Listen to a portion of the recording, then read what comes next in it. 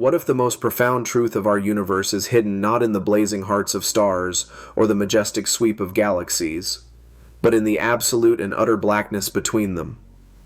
We are taught to think of space as a void, a sterile and silent stage upon which the drama of matter and energy unfolds.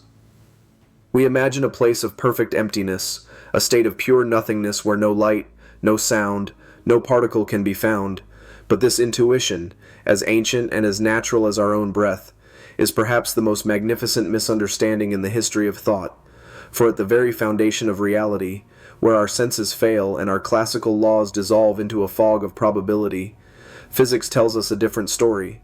It tells us that what we call empty space is not empty, it is not nothing. It is, instead, a seething, boiling, unimaginably energetic ocean of potential and invisible, omnipresent reality that is the source, the substance, and perhaps the destiny of everything we can see and touch. This quantum vacuum is a place where fleeting ghosts of matter, known as virtual particles, constantly erupt into existence, borrowing energy from the very fabric of space-time for a fleeting moment before vanishing back into the abyss from which they came. This is not a theoretical fantasy. It is the engine of the cosmos. The silent, invisible hum of this quantum sea is the heartbeat of the universe, a ceaseless vibration that whispers a single, fundamental truth: absolute stillness is impossible.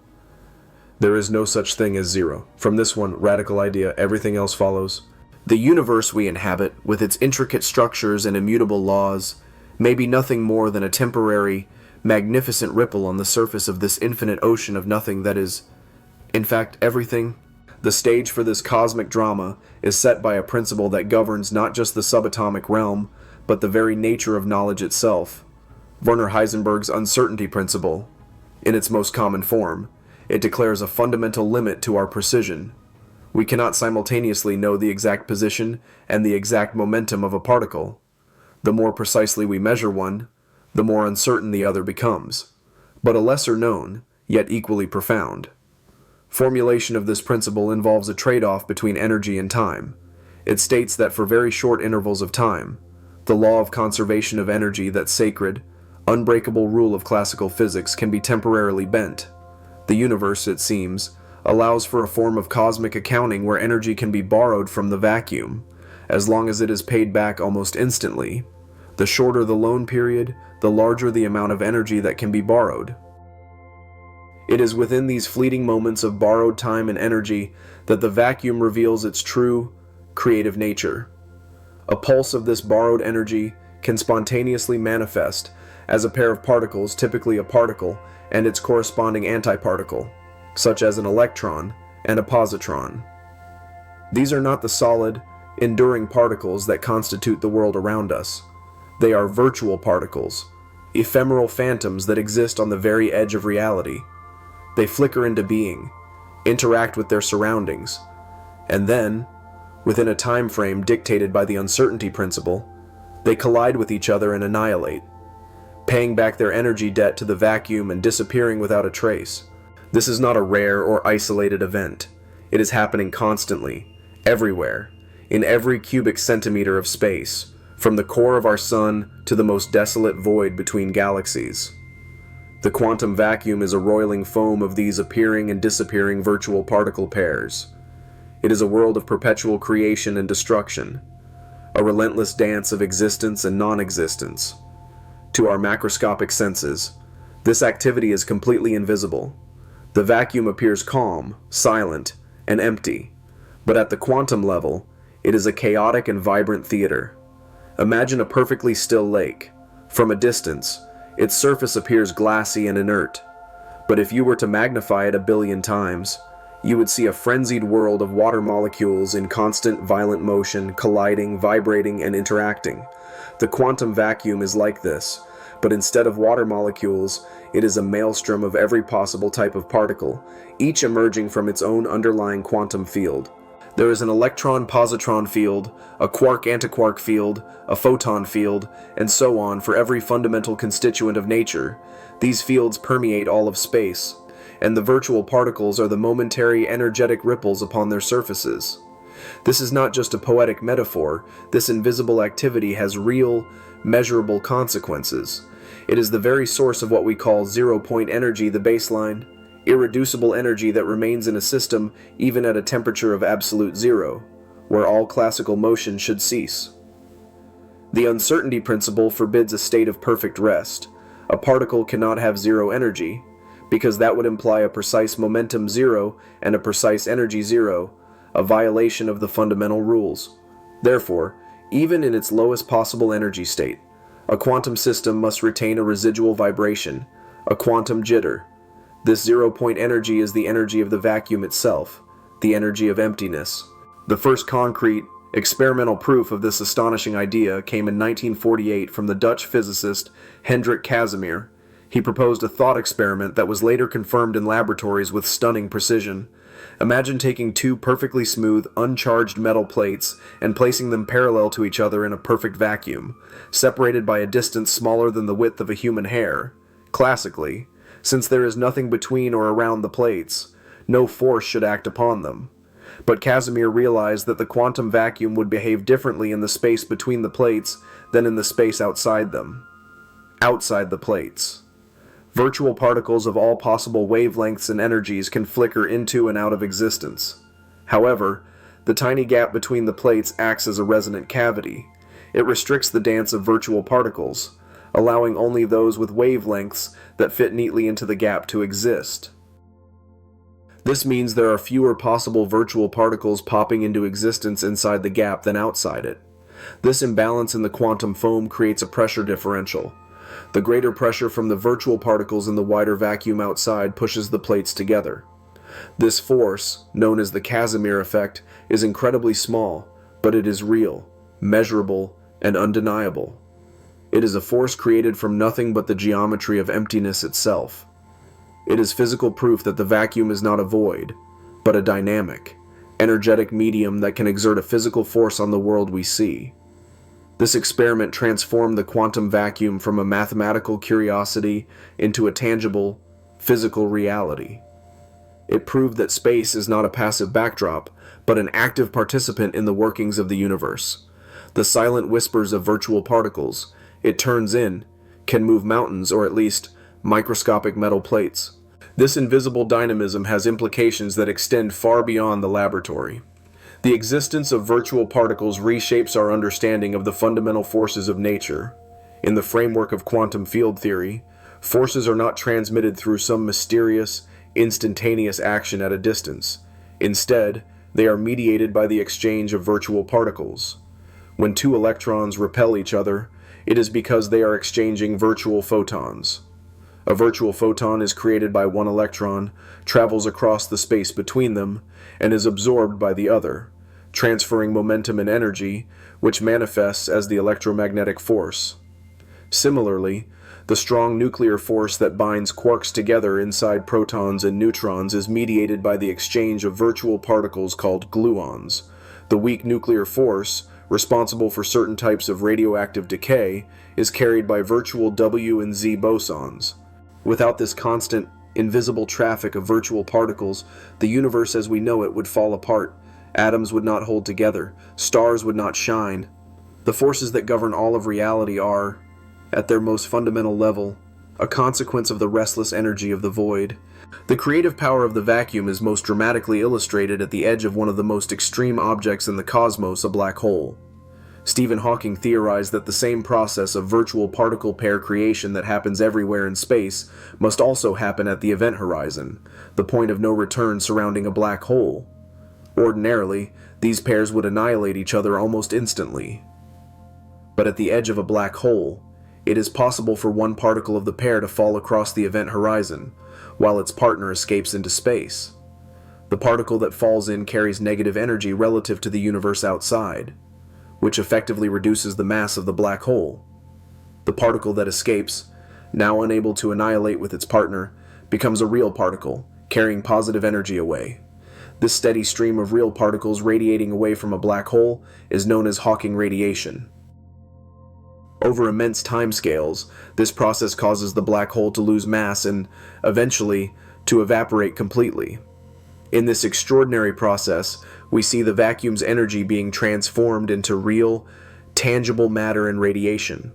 The black hole acts as a catalyst, a cosmic midwife that helps the virtual become real. This phenomenon demonstrates that the boundary between the fleeting existence of virtual particles and the permanent reality of the particles that make up our world is not absolute.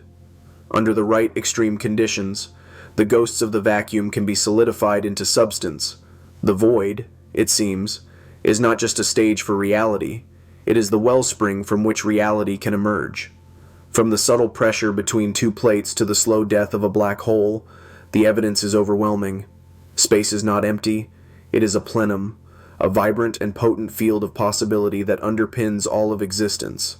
The greatest secret of the universe may not be what is in it, but what it is made of: an infinitely creative, powerful, and ever-present nothing. The constant, restless hum of the quantum vacuum is not just a feature of our present-day universe, it is a fossil, an echo that connects us directly to the moment of creation itself.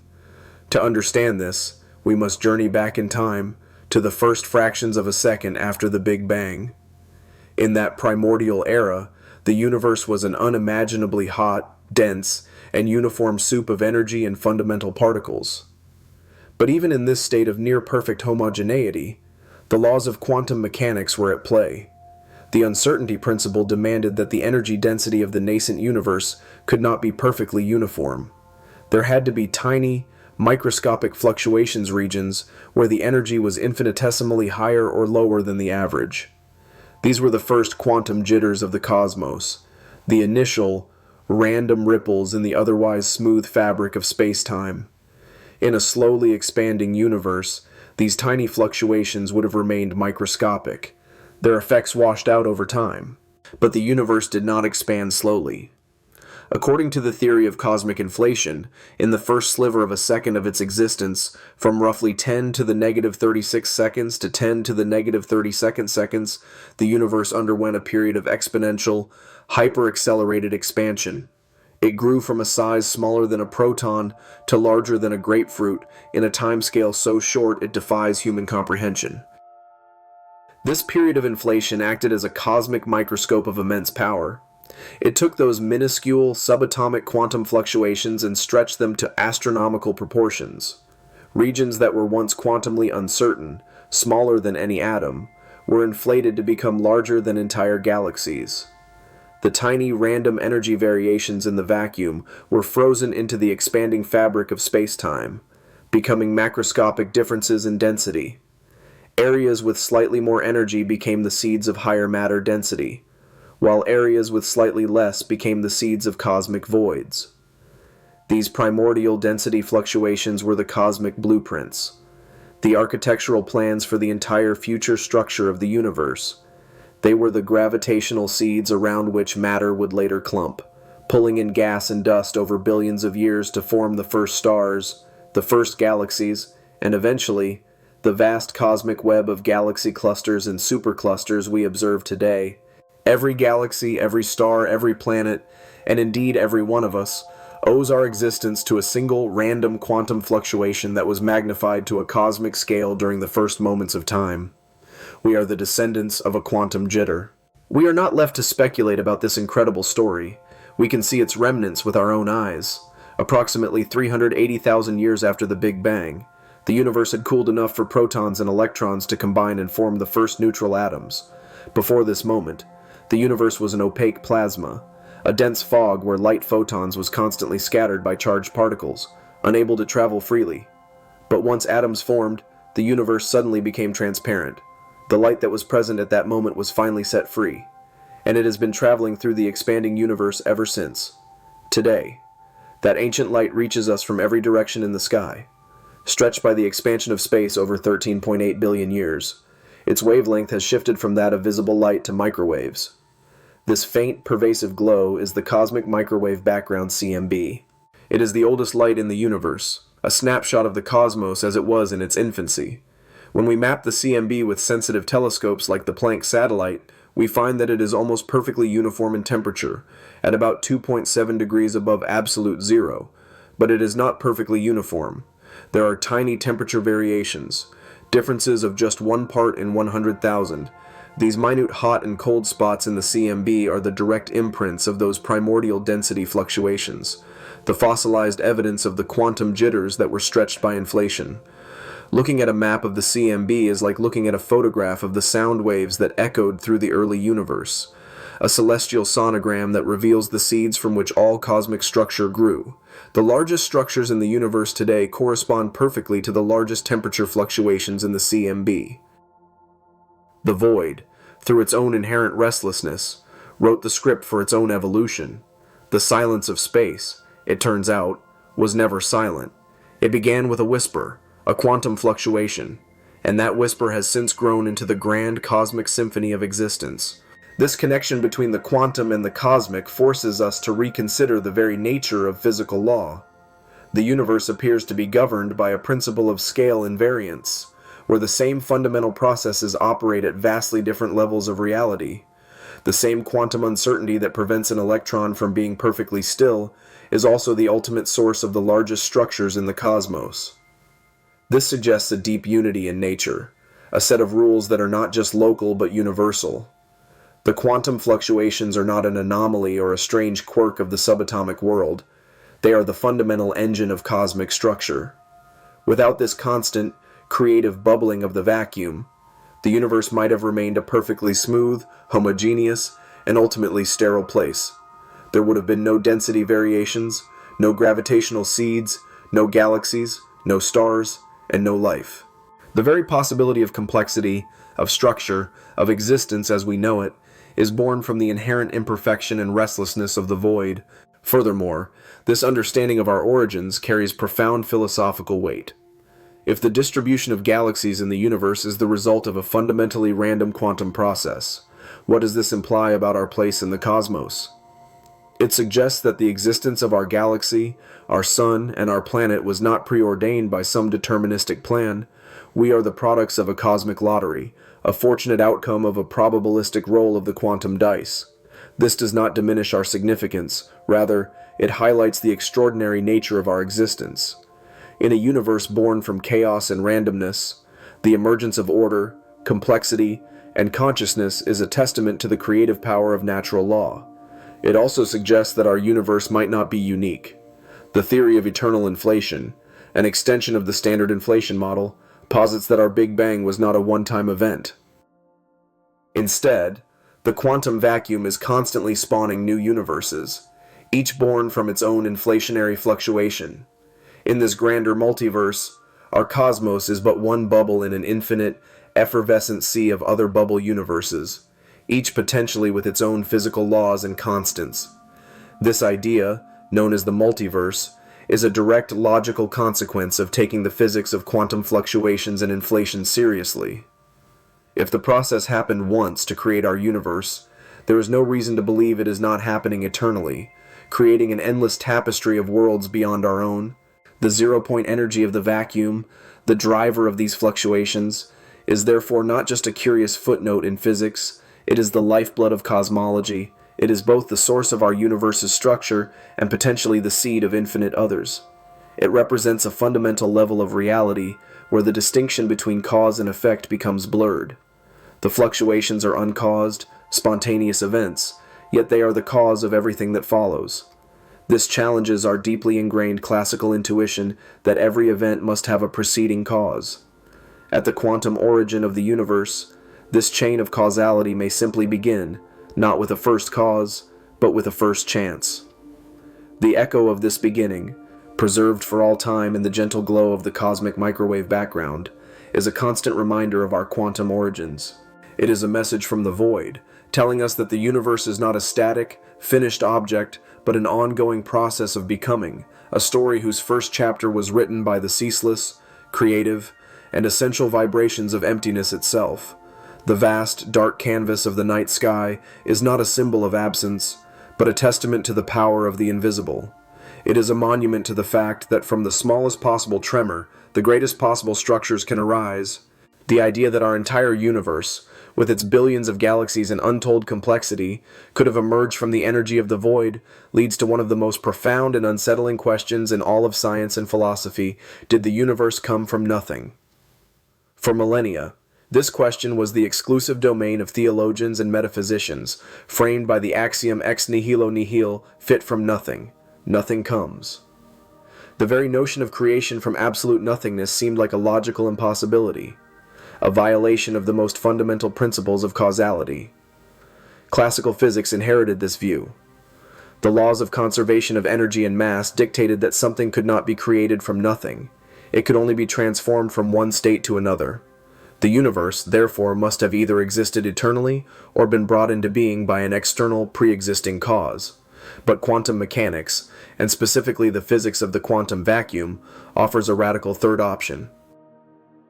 It redefines the very meaning of the word nothing. The nothing of modern physics is not the absolute non-existence of the philosophers. It is the quantum vacuum, a state devoid of matter and radiation. Yes, but a state teeming with potential, humming with zero-point energy, and alive with the ceaseless dance of virtual particles. This is not absolute nothingness. It is a ground state of reality, a canvas of potential that possesses physical properties and can be influenced by physical laws. So, when a physicist like Lawrence Krauss titles a book A Universe from Nothing, he is referring to this quantum vacuum. The argument, supported by theories like cosmic inflation, is that our universe could have arisen as a spontaneous quantum fluctuation within this pre-existing vacuum.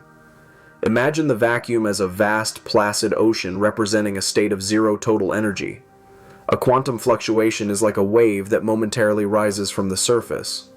This wave of energy can, under the right conditions, tunnel through a quantum barrier and inflate into a new, self-contained universe. The key to this process is the idea that the total energy of the universe might actually be zero. This may sound counterintuitive, given the immense energy locked away in all the matter and radiation we see. But matter and radiation represent positive energy. Gravity, on the other hand, can be thought of as negative energy. The gravitational potential energy of a universe full of massive objects is a negative quantity. It is theoretically possible that the positive energy of all the matter and the negative energy of all the gravity in the universe perfectly cancel each other out, resulting in a universe with a net energy of zero. If the universe's total energy is zero, then its creation from a vacuum state of zero energy does not violate the law of conservation of energy. It is, in a sense, the ultimate free lunch. The universe could have simply popped into existence without any energy cost. This concept of quantum tunneling provides a mechanism for this genesis. In the quantum world, particles can do things that are classically forbidden. A particle trapped in a valley, for instance, does not need to have enough energy to climb over the surrounding hills to escape. There is a finite, calculable probability that it can simply tunnel through the hill and appear on the other side. The universe itself might have done something similar. The state of no universe, the vacuum, can be seen as a stable valley. The state of a universe like ours is another valley. A quantum fluctuation could have caused the cosmos to tunnel from the state of non-existence into the state of existence. This event, which we call the Big Bang, would not be an explosion in a pre-existing space, but the very creation of space and time itself. This is the core of the no-boundary proposal put forward by Stephen Hawking and James Hartle. They suggested that if we trace time back towards the beginning, the distinction between time and space dissolves. Near the origin, time behaves like another dimension of space. This means the universe does not have a sharp beginning in time, no singular point where we can ask what came before. The question becomes meaningless, like asking what is north of the North Pole. The universe, in this view, is a self-contained entity that came into existence through the laws of quantum mechanics, without the need for a boundary, a beginning, or an external creator. This idea fundamentally alters the nature of the creation question. It replaces a metaphysical problem with a physical one. It suggests that the existence of our universe is not a miracle that defies explanation, but a natural, if perhaps rare, consequence of the laws of physics operating on the state of the quantum vacuum. The universe, in this framework, created itself. However, this does not fully resolve the philosophical conundrum. It pushes the question back one level. We may be able to explain the origin of our universe from the quantum vacuum, but where did the quantum vacuum and the laws of quantum mechanics come from? We have replaced the question of why is there something rather than nothing, with why are there quantum fields and physical laws rather than nothing. This is a deeper and perhaps unanswerable question. Some physicists and philosophers argue that the laws of physics might be the only logically consistent set of rules that could exist, and that the quantum vacuum is the most fundamental possible state of reality. Others suggest that we may be reaching the absolute limit of scientific inquiry, a point where questions of ultimate origins become questions of philosophy rather than empirical science. Even if we accept the universe from a quantum fluctuation model, it has staggering implications. It implies that the raw material for creating universes, the quantum vacuum, is everywhere. If a quantum fluctuation could spawn our universe, it could spawn others. This leads back to the concept of the multiverse, where our cosmos is just one of an infinite number of universes, each bubbling up from the quantum foam, each potentially with different physical constants and properties. Our universe has the specific properties that allow for the formation of stars, galaxies, and life, not because of some grand design, but because we could only have evolved in a universe that had such properties. This is the anthropic principle. Our observations of the universe are biased by the fact of our own existence. In an infinite multiverse, the existence of a universe perfectly tuned for life is not a surprise. It is a statistical inevitability. We simply live in one of the bubbles where the conditions were right. This perspective transforms our universe from a unique, singular creation into one data point in an unimaginably vast cosmic landscape.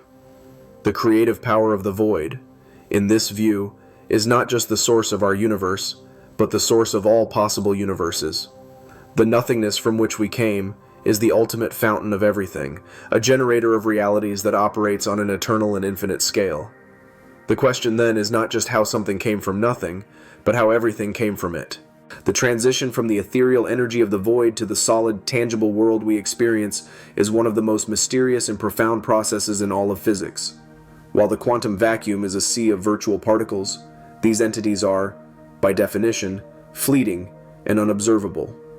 How, then, does this transient, ghostly reality give rise to the permanent, stable particles, the electrons, quarks, and photons that constitute matter and light? The answer lies in the concept of vacuum instability. Under normal conditions, the quantum vacuum is in its lowest energy state, a stable equilibrium. Virtual particle pairs are created and are swiftly annihilated, maintaining the overall balance. However, if a significant amount of energy is injected into a region of the vacuum, or if the vacuum is subjected to an extremely strong field, its stability can be shattered. This disturbance can provide the necessary energy to promote a virtual particle pair to a real state, preventing them from annihilating each other. The borrowed energy from the uncertainty principle is essentially repaid by the external energy source, allowing the particles to become permanent residents of our universe. This process is not just theoretical, it can be observed in a number of extreme physical environments. One of the most powerful catalysts for this transformation is a strong electromagnetic field. A theory known as the Schwinger effect predicts that if an electric field is strong enough, it can literally tear virtual electron-positron pairs out of the vacuum. The field would pull the virtual electron in one direction and the virtual positron in the opposite direction so forcefully and so quickly that they are separated before they have a chance to annihilate. Given enough energy from the field, they become a real electron and a real positron. This is the direct creation of matter from the energy of a field acting on the vacuum. While creating an electric field strong enough to observe this effect is beyond our current technological capabilities, physicists at high-power laser facilities are getting closer to achieving the necessary conditions. They aim to focus immense laser energy into a tiny volume of space, creating an electromagnetic field so intense that it makes the vacuum itself boil with real particles. This would be a direct demonstration of Einstein's famous equation, E equals mc squared, where the pure energy of light is converted into the mass of matter, with the vacuum acting as the mediating substance. An even more dramatic example of this process occurs in the universe's most powerful particle accelerators, the regions around active black holes and neutron stars. The immense gravitational and magnetic fields in these environments can act as cosmic particle factories. As matter is pulled towards a black hole, it forms an accretion disk, a swirling vortex of superheated gas and plasma. The intense energy and fields within this disk can destabilize the vacuum, creating jets of real particles that are blasted out into space at nearly the speed of light. In this case, the gravitational energy of the infalling matter is converted, via the vacuum, into new particles. This is one of the ways in which the universe populates itself with matter, recycling energy into new forms of existence. The process of Hawking radiation at a black hole's event horizon is a more subtle, but equally profound example. There, the black hole's own gravitational field provides the energy to split a virtual particle pair, with one particle falling in and the other escaping as real radiation. The black hole slowly evaporates, its mass energy converted back into the particles of the Standard Model, mediated by the quantum vacuum. The most spectacular instance of this particle creation occurred during the Big Bang itself. In the first moments of the universe, the energy density was so high that the vacuum was in a state of constant, violent instability. The primordial energy of the universe was continuously being converted into torrents of real matter and antimatter particles. For every billion antimatter particles created, roughly 1,000,000,001 matter particles were created, a slight asymmetry whose origin is still one of the great unsolved mysteries of physics. As the universe expanded and cooled, the matter and antimatter particles annihilated each other, releasing a tremendous burst of energy in the form of photons, which now form the cosmic microwave background. The tiny fraction of matter that was left over, that 1 in a billion surplus, is what constitutes all the stars, galaxies, and planets we see today. All the substance of our universe is the remnant of a slight imbalance in the process of particle creation from the primordial, high-energy vacuum. This means that the very existence of a material world is a consequence of the vacuum's ability to transform energy into mass. This principle of particle creation from the vacuum has deep implications for our understanding of reality. It shows that matter is not a fundamental, immutable substance. Rather, matter is a condensed or excited state of the vacuum. It is a form that energy can take under specific conditions. An electron is not a tiny solid ball, but a localized, stable vibration in the universal electron field. The vacuum is the ground state of this field, its lowest energy configuration. An electron is an excited state, a ripple on that field that we perceive as a particle. This perspective, which is the foundation of quantum field theory, tells us that the universe is not made of particles. The universe is fields. The particles are just the temporary or stable manifestations of the energy within these fields. Therefore, the vacuum is not just the source of particles, it is the underlying substance of which they are made. The journey from the energy of nothingness to the reality of matter is not a journey from one place to another, but a change of state. It is like the transition of water from invisible vapor to a visible cloud. The substance remains the same, only its form has changed. In the same way, the energy of the vacuum can condense into the matter of our world, revealing that the divide between emptiness and substance is not a sharp line, but a permeable, dynamic boundary that the universe crosses every moment, in every corner of its existence. The realization that the universe is fundamentally composed of invisible, omnipresent quantum fields forces us to confront a profound epistemological challenge. How can we consider something to be real if we cannot see it, touch it, or directly measure it? Our minds are conditioned by evolution to trust our senses. We accept the reality of a stone because we can hold it, the reality of light because we can see it. But quantum fields exist in a realm beyond direct perception. They are not material objects in the classical sense. They are abstract, mathematical constructs that describe the potential for reality at every point in space and time. This invisible nature seems to contradict our intuitive definition of what it means to be real. Yet, modern science has repeatedly taught us that the limits of our perception are not the limits of reality. The wind is invisible, but we know it is real because we can feel its force and see its effect on the swaying trees. The force of gravity is invisible, but its reality is undeniable every time we drop an object. In the same way, we know quantum fields are real not by observing the fields themselves, but by meticulously measuring their effects.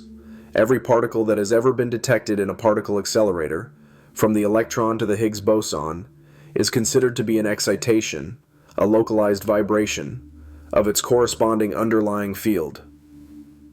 The discovery of the Higgs boson at the Large Hadron Collider in 2012 was not just the discovery of a new particle, it was the confirmation that the Higgs field, a quantum field that permeates all of space and is responsible for giving fundamental particles their mass, is a real and physical entity. The Higgs boson was merely the ripple we managed to create on its surface, the evidence of the invisible ocean beneath. The influence of these invisible fields is not confined to the exotic world of high-energy physics. It is woven into the fabric of our everyday lives and the technologies we depend on. The screen on which you are likely reading this text operates based on the principles of quantum mechanics, which are themselves a description of the behavior of electrons within the electron field. The laser in a Blu-ray player or a barcode scanner works by manipulating the coherent states of photons within the electromagnetic field. The semiconductors and transistors that form the heart of every computer and smartphone are devices engineered to control the flow of electrons through carefully structured materials, a process governed entirely by the rules of quantum field theory. Medical technologies like magnetic resonance imaging (MRI) rely on manipulating the quantum property of spin in the nuclei of atoms, another manifestation of the underlying quantum fields. The global positioning system GPS in your phone would be inaccurate by several kilometers a day if it did not account for the effects of both special and general relativity. Theories that describe how time and space, the very stage for these fields, are themselves dynamic. In each of these cases, we are harnessing the predictable and measurable effects of an invisible reality. If the quantum fields were not real, none of these technologies would work. Their consistent and reliable operation is a daily, practical proof of the existence of this unseen layer of reality. The philosophical implications of this are immense. It forces us to adopt a more sophisticated and less naive view of what constitutes reality. Science does not define real as that which can be seen.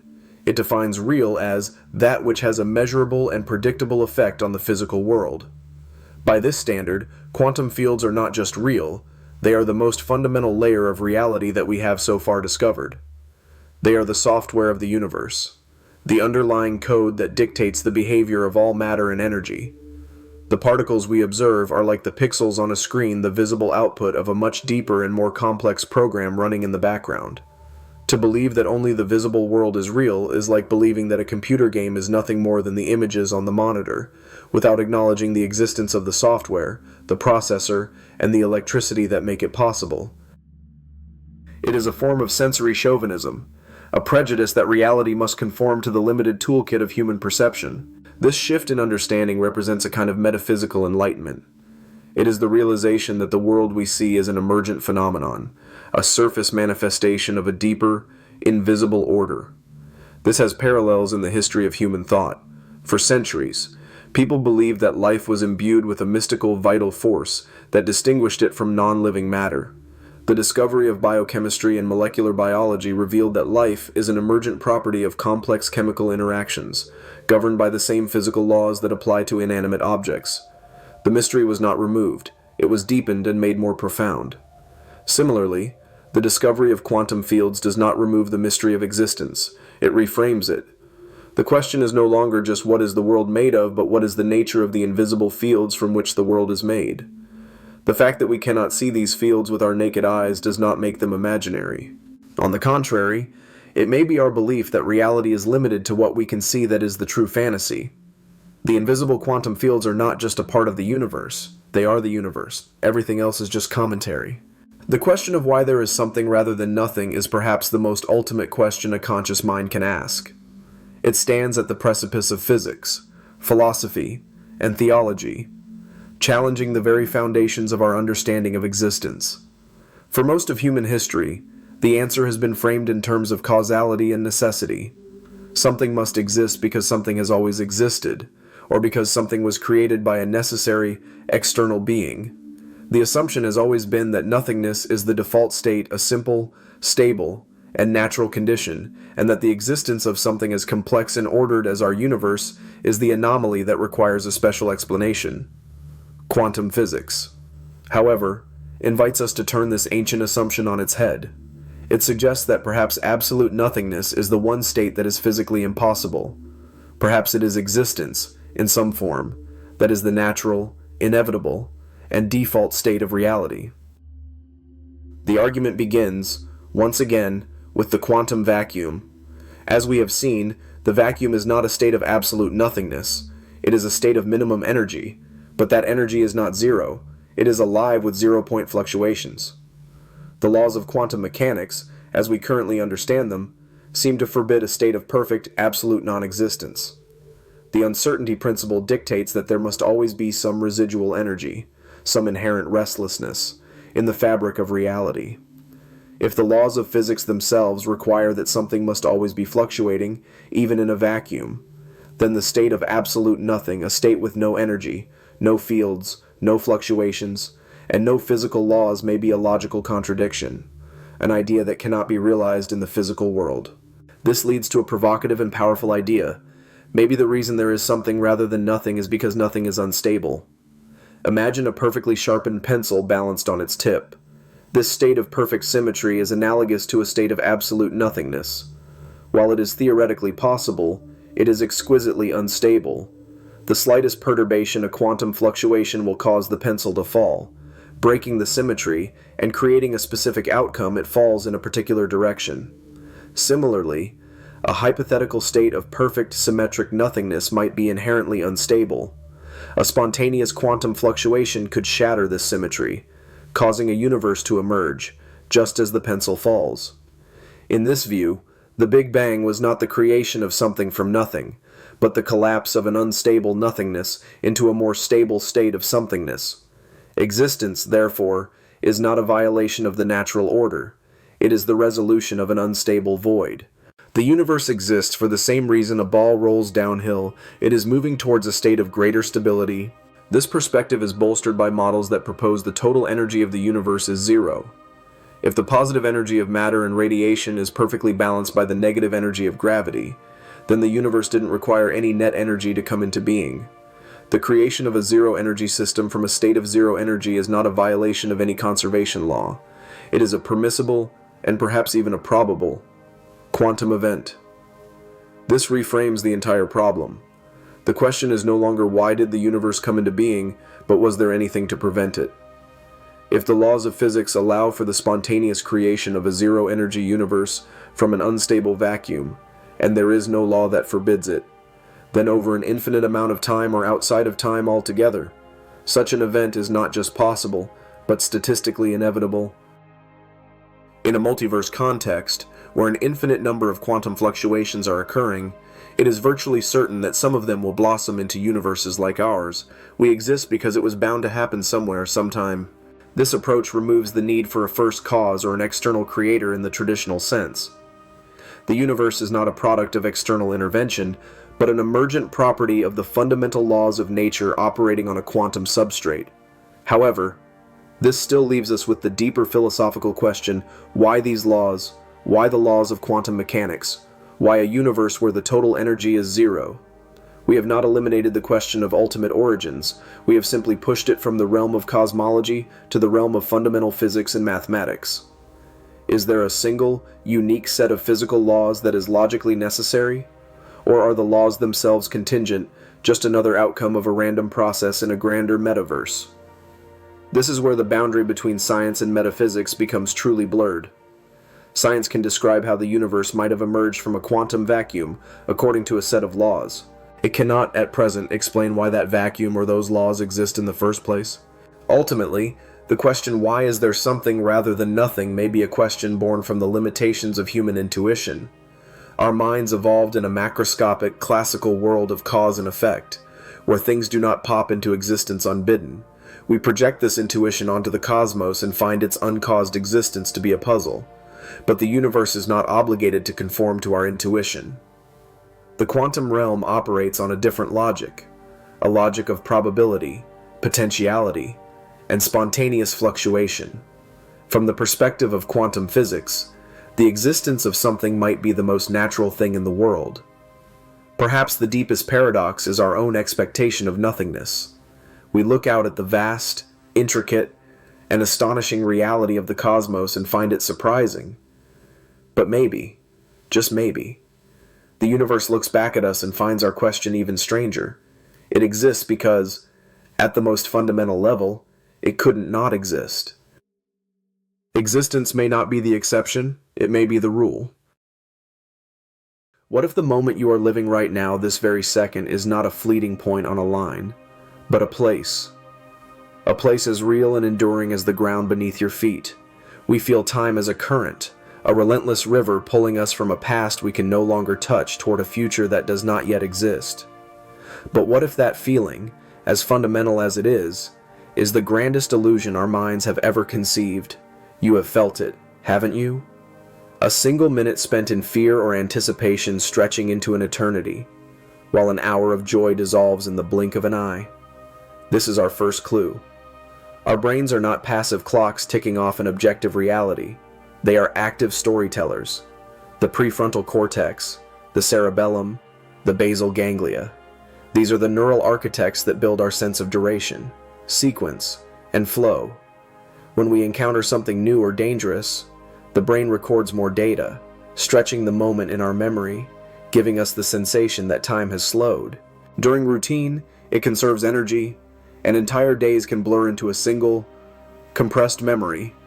What we call the past is not a perfect recording stored in a vault, but a narrative, rewritten every time we recall it. Each act of remembering is an act of creation, where emotions from the present can bleed into the colors of yesterday. This is not a flaw in our design, it is its very nature. Our memory is not a pristine archive, but a living map, constantly updated to help us navigate the future. This realization forces a profound question. If our internal experience of time is so flexible, so subjective, what is happening in the world outside our minds? For centuries, we believed in Isaac Newton's vision of time, a universal clock, ticking at the same rate for everyone and everything, an invisible drumbeat to which the entire cosmos marched in unison. But others, like the philosopher Leibniz, argued that time wasn't a container, it was merely the order of events, the relationship between one thing happening after another. The debate remained philosophical until a young patent clerk named Albert Einstein dismantled the universal clock forever. With his theories of relativity, he demonstrated that time is not absolute. It is a local, personal phenomenon. The faster you move through space, the slower you move through time relative to a stationary observer.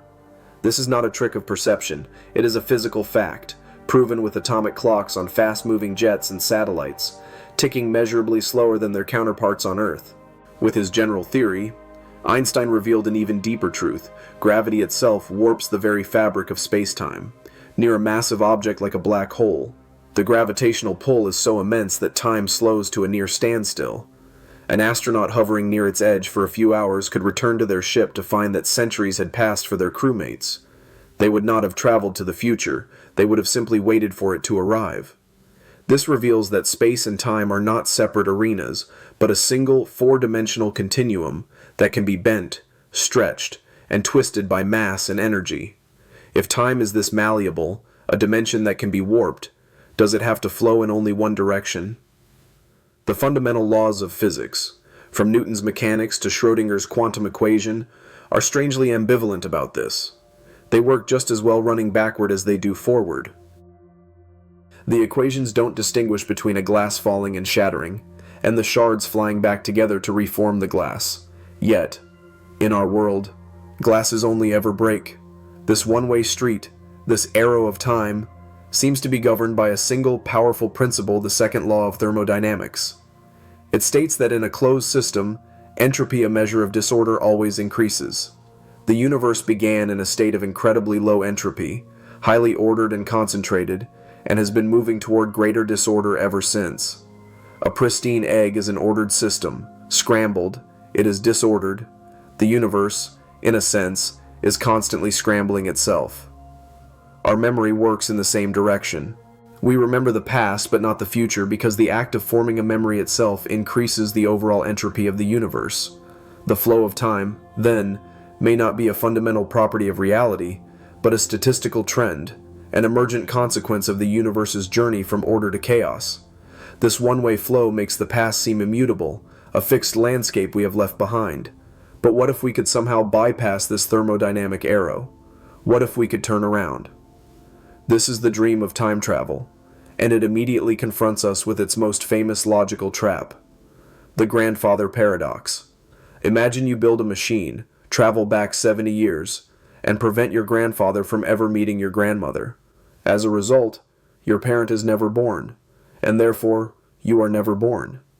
But if you were never born, who traveled back in time to begin with? The very act of succeeding erases the reason for the act itself. To escape this logical vortex, physics offers two extraordinary, though unproven, escape hatches. The first is the multiverse theory. In this view, When you travel back and alter an event, you don't change your own past. Instead, you splinter reality, creating a new, parallel universe where events unfold differently. Your original timeline remains intact, untouched, but you are now an orphan of time, forever marooned in a history that is not your own. The second idea is the principle of self-consistency, which proposes that the universe itself is paradox-proof. The laws of physics would conspire to prevent you from changing the past. The gun would jam. You would have a change of heart. A passing car would distract you at the critical moment. In this model, you can travel to the past, but you cannot change it because your actions were already part of the history that led to your existence. You are not an editor of history, but a character in a script that has already been written, playing a part you never knew you had. The quantum world, however, suggests that reality might be even stranger than a branching river or a fixed script. At the subatomic level, particles can exist in a state of superposition, occupying multiple states at once. In the famous thought experiment, Schrödinger's cat is both dead and alive until the box is opened and a measurement is made. Could time itself exist in such a superposition? Could an event be both in the past and the future until it is observed? This would mean that traveling through time isn't like moving along a line, but more like choosing a state from a cloud of possibilities. You wouldn't be changing a fixed past, but rather collapsing the wave function of history, deciding which of many potential pasts becomes the one that truly happened. This idea finds a mysterious echo in quantum entanglement, what Einstein called spooky action at a distance. Two entangled particles can be separated by billions of light years, yet a measurement of one instantly influences the state of the other. This connection appears to defy the cosmic speed limit, the speed of light, and challenges our notion of sequence. If information between them is not bound by time, it suggests that at some fundamental level, the universe is a single interconnected system where past and future are not distant points but parts of a whole that exists simultaneously. This brings us to the most mind-bending of all models, the block universe. Born from relativity, it suggests that all of time past, present, and future exists at once. As a single, four-dimensional block of space-time, time does not flow. It simply is. Our consciousness is like a spotlight moving across this block, illuminating one moment at a time, creating the illusion of passage. In this frozen reality, the dinosaurs are not gone. They are just in a different part of the block. Your future already exists. You are simply not there yet.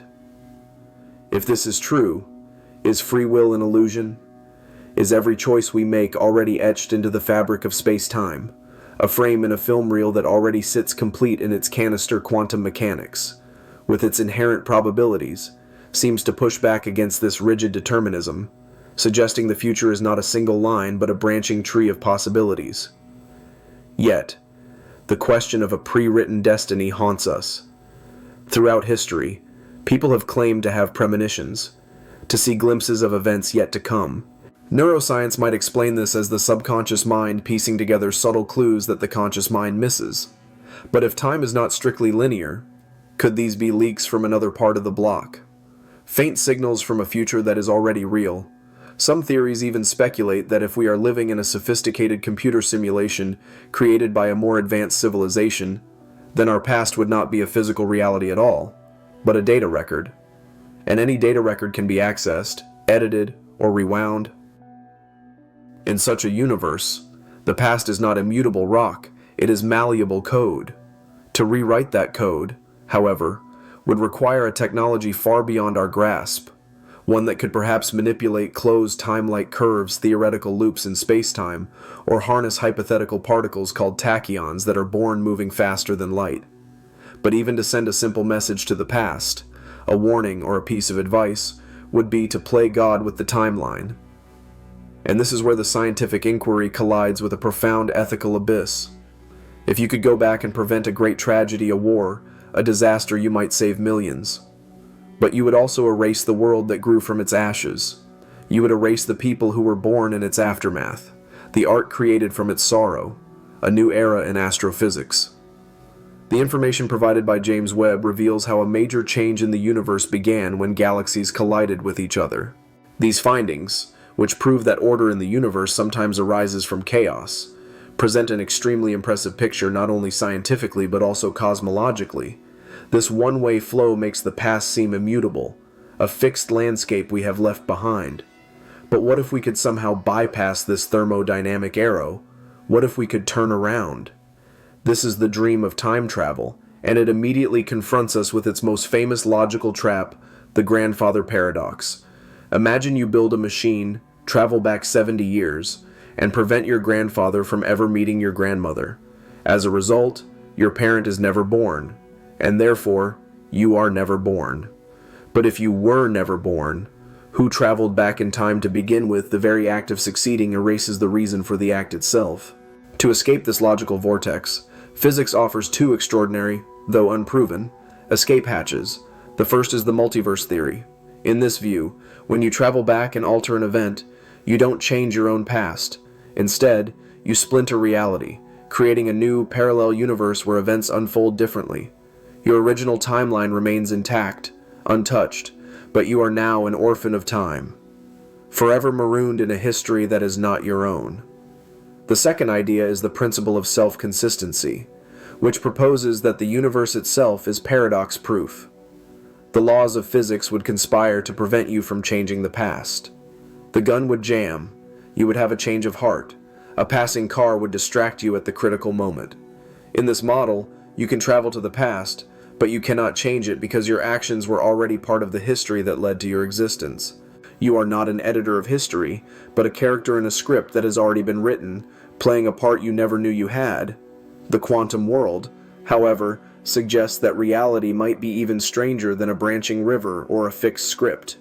At the subatomic level, particles can exist in a state of superposition, occupying multiple states at once. In the famous thought experiment, Schrödinger's cat is both dead and alive until the box is opened and a measurement is made. Could time itself exist in such a superposition? Could an event be both in the past and the future until it is observed? This would mean that traveling through time isn't like moving along a line, but more like choosing a state from a cloud of possibilities. You wouldn't be changing a fixed past, but rather collapsing the wave function of history, deciding which of many potential pasts becomes the one that truly happened. This idea finds a mysterious echo in quantum entanglement, what Einstein called spooky action at a distance. Two entangled particles can be separated by billions of light years, yet a measurement of one instantly influences the state of the other. This connection appears to defy the cosmic speed limit, the speed of light, and challenges our notion of sequence. If information between them is not bound by time, it suggests that at some fundamental level, the universe is a single, interconnected system where past and future are not distant points but parts of a whole that exists simultaneously. This brings us to the most mind-bending of all models, the block universe. Born from relativity, it suggests that all of time past, present, and future exists at once, as a single, four-dimensional block of space-time. Time does not flow, it simply is. Our consciousness is like a spotlight moving across this block, illuminating one moment at a time, creating the illusion of passage. In this frozen reality, the dinosaurs are not gone, they are just in a different part of the block. Your future already exists. You are simply not there yet. If this is true, is free will an illusion? Is every choice we make already etched into the fabric of space-time, a frame in a film reel that already sits complete in its canister quantum mechanics, with its inherent probabilities, seems to push back against this rigid determinism, suggesting the future is not a single line but a branching tree of possibilities. Yet, the question of a pre-written destiny haunts us. Throughout history, people have claimed to have premonitions, to see glimpses of events yet to come. Neuroscience might explain this as the subconscious mind piecing together subtle clues that the conscious mind misses. But if time is not strictly linear, could these be leaks from another part of the block, faint signals from a future that is already real? Some theories even speculate that if we are living in a sophisticated computer simulation created by a more advanced civilization, then our past would not be a physical reality at all, but a data record. And any data record can be accessed, edited, or rewound. In such a universe, the past is not immutable rock, it is malleable code. To rewrite that code, however, would require a technology far beyond our grasp, one that could perhaps manipulate closed time-like curves, theoretical loops in space-time, or harness hypothetical particles called tachyons that are born moving faster than light. But even to send a simple message to the past, a warning, or a piece of advice would be to play God with the timeline. And this is where the scientific inquiry collides with a profound ethical abyss. If you could go back and prevent a great tragedy, a war, a disaster, you might save millions. But you would also erase the world that grew from its ashes. You would erase the people who were born in its aftermath, the art created from its sorrow, the wisdom learned from its mistakes. Would the new world truly be better, or just different? Changing the past isn't just a physical intervention, it's an ontological one. You would be wielding the power to unmake realities, to silence histories, to decide which lives deserve to be lived. Preserving the integrity of time, with all its flaws and horrors, might be the most important responsibility we have. Our shared history, the unbroken chain of cause and effect, is what gives our lives context and meaning. To disrupt it would be to cast ourselves and all of humanity adrift in a sea of chaos. So we find ourselves staring at two conflicting portraits of time. One is the time of our consciousness, a flowing, personal, and emotional river, shaped by memory and anticipation. The other is the time of physics, a dimension interwoven with space, perhaps frozen in a single block, or perhaps a statistical illusion born of entropy, or maybe a cyclical loop where universes are born, die, and are born again. Was time even present at the beginning, or did it, too, emerge from the singularity of the Big Bang, meaning the question, what came before, is meaningless, like asking what is north of the North Pole. Perhaps time itself is not fundamental at all. Some physicists now believe the universe can be described by relationships alone, a network of interactions where time is not a necessary ingredient but an emergent property, something that appears only at our macroscopic scale. In this timeless reality, there is no before or after, only a web of connections. Change is not a process that happens in time, but a rearrangement of the entire cosmic structure. Ultimately, the deepest questions about time may not be about physics, but about us. Why are we, as conscious beings, so exquisitely tuned to its apparent flow? The universe may not have an arrow of time, but our minds certainly do. We are creatures of memory and hope, forever standing on the shore between what was and what will be. Perhaps the final mystery is not whether we can travel through time, but why we experience it at all. And in this moment, as you consider these ideas, you are doing what humans have always done, using consciousness to step outside the present, to reflect on the past, and to imagine the future. And that, in its own way, is the only form of time travel we have ever truly known. Our human experience of time is intensely personal, a subjective current shaped by the intricate architecture of our brains. The sensation of a minute stretching into an eternity during moments of fear or anticipation, or an hour of joy vanishing in what feels like a blink, is a direct consequence of how our neural networks process reality. The prefrontal cortex, the cerebellum, and the basal ganglia are not merely passive timekeepers, they are active storytellers, constructing our perception of duration, sequence, and flow. When we are faced with novel or dangerous situations, our brain enters a state of high alert, recording a much denser stream of sensory data. This increased information density creates the illusion that time is slowed down, allowing us to process critical details for survival. Conversely, during routine and repetitive activities, the brain operates on a kind of autopilot, conserving energy by not recording every mundane detail. This is why entire weeks of a familiar commute can blur into a single, indistinct memory, creating the sensation that time is flying by. This malleability extends to our most cherished and painful memories. What we call the past is not a static film stored in a cerebral vault, but a dynamic, living narrative that is reconstructed and subtly altered every time we access it. The very act of remembering is an act of recreation. The emotions we feel in the present can bleed into the colors of our memories, softening the edges of a past trauma or amplifying the glow of a cherished moment. This is not a defect in our cognitive machinery. It is its fundamental nature. Our memory is not a pristine, unchangeable archive, but a fluid, adaptive map, constantly being redrawn to help us navigate the complexities of the future. The reliability of this internal map is further challenged when we consider its cultural dimensions. The Western conception of time as a linear, forward-moving arrow with a distinct past, present, and future is not a universal human experience. Many Eastern philosophies, such as those found in Vedic and Buddhist traditions, perceive time as cyclical. In these worldviews, the universe undergoes immense cycles of creation and destruction, where the past is not a lost country but a recurring pattern, destined to reappear in a new form. This cyclical understanding transforms the very meaning of fate and the possibility of change. If all events are part of a repeating cosmic drama, then changing the past might simply mean making a different choice in the next turn of the Great Wheel. These profound differences in cultural perception reveal that our sense of time is not just a biological phenomenon, but a deeply ingrained cultural construct. It is a shared story we tell ourselves to make sense of the world, and different cultures tell very different stories. This variability in our internal experience of time, from the neurological to the cultural level, forces us to confront a profound philosophical question. If our perception of time is so pliable, what can we say about the nature of time itself, independent of our minds? Does a universal objective time even exist? This question has been at the heart of a debate that has raged for centuries, long before the advent of modern neuroscience. Sir Isaac Newton, in his grand mechanical vision of the universe, conceived of time as an absolute universal entity.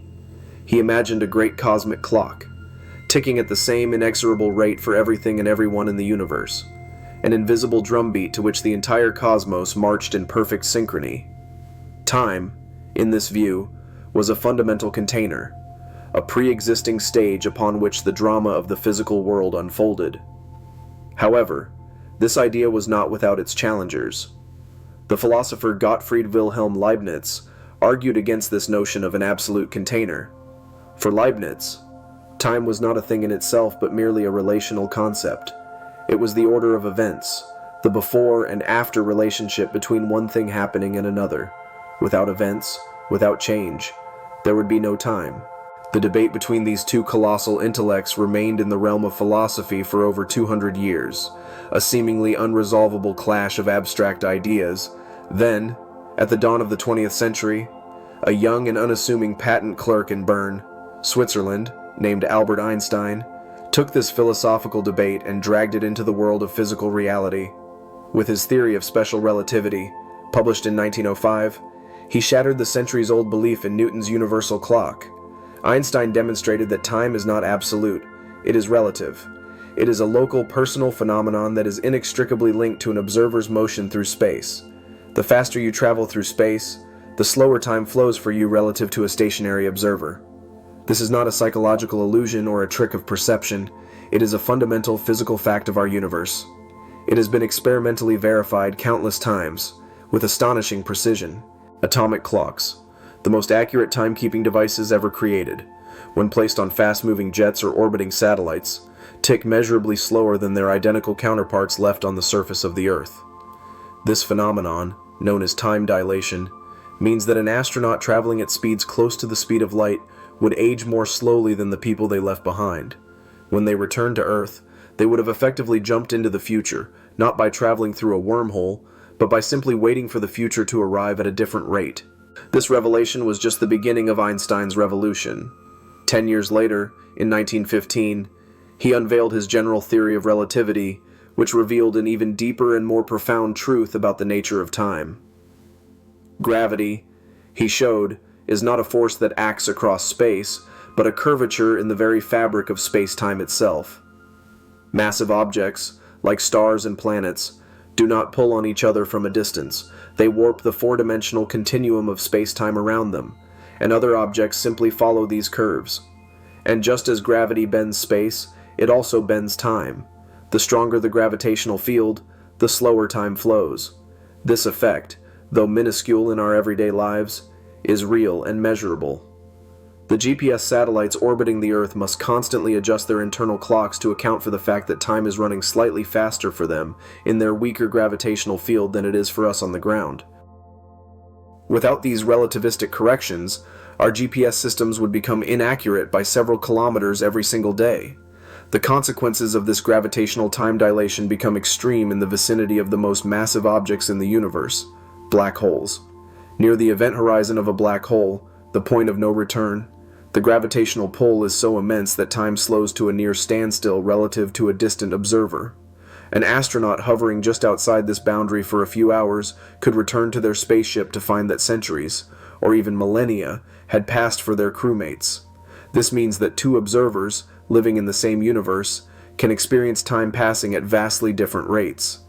Time is not a universal river flowing at a constant speed. It is a network of local streams, each flowing at its own pace, determined by speed and gravity. Einstein's discovery provided the first truly scientific foundation for the concept of time travel. If time is a malleable dimension that can be bent and warped, why can't we bend it back on itself? Why can't we navigate this four-dimensional landscape, moving into the past as easily as we move through space? This question continues to occupy the minds of physicists and philosophers alike. The idea that time has a bendable, dynamic structure raises the tantalizing possibility that it is not a fixed, insurmountable wall, but a path we can learn to traverse. While relativity tore down the classical notion of a universal now, it still left the direction of time largely intact. The laws of physics, for the most part, seem to be time-symmetric. The equations that govern the motion of planets, the behavior of electromagnetic fields, and the interactions of subatomic particles work just as well running backward as they do forward.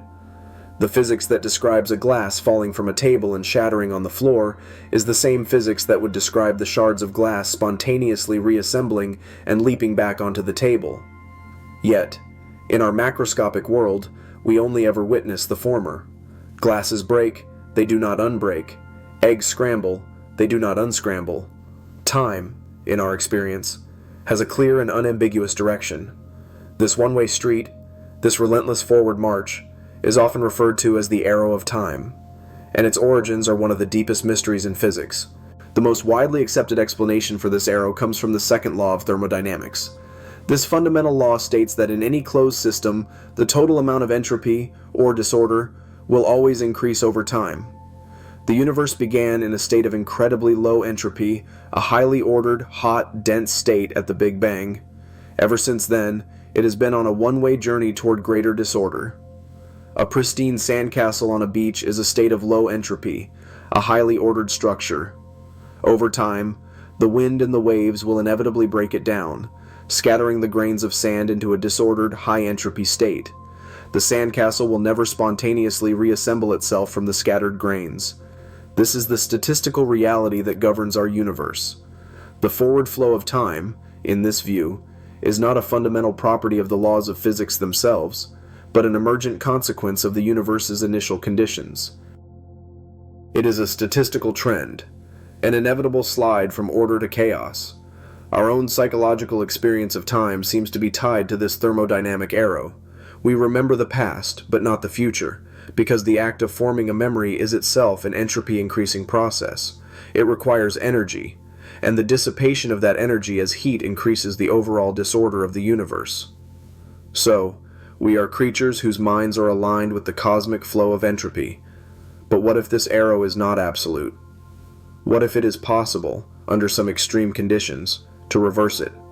If we could somehow learn to control entropy, to locally decrease disorder in a controlled way, could we reverse the flow of time itself? This remains a highly speculative idea, but it highlights the possibility that the direction of time is not an immutable law, but a conditional one. If the past is defined as the direction of lower entropy, and the future as the direction of higher entropy, then intervening in the past would mean finding a way to rewind this cosmic process, to turn back the tide of universal disorder.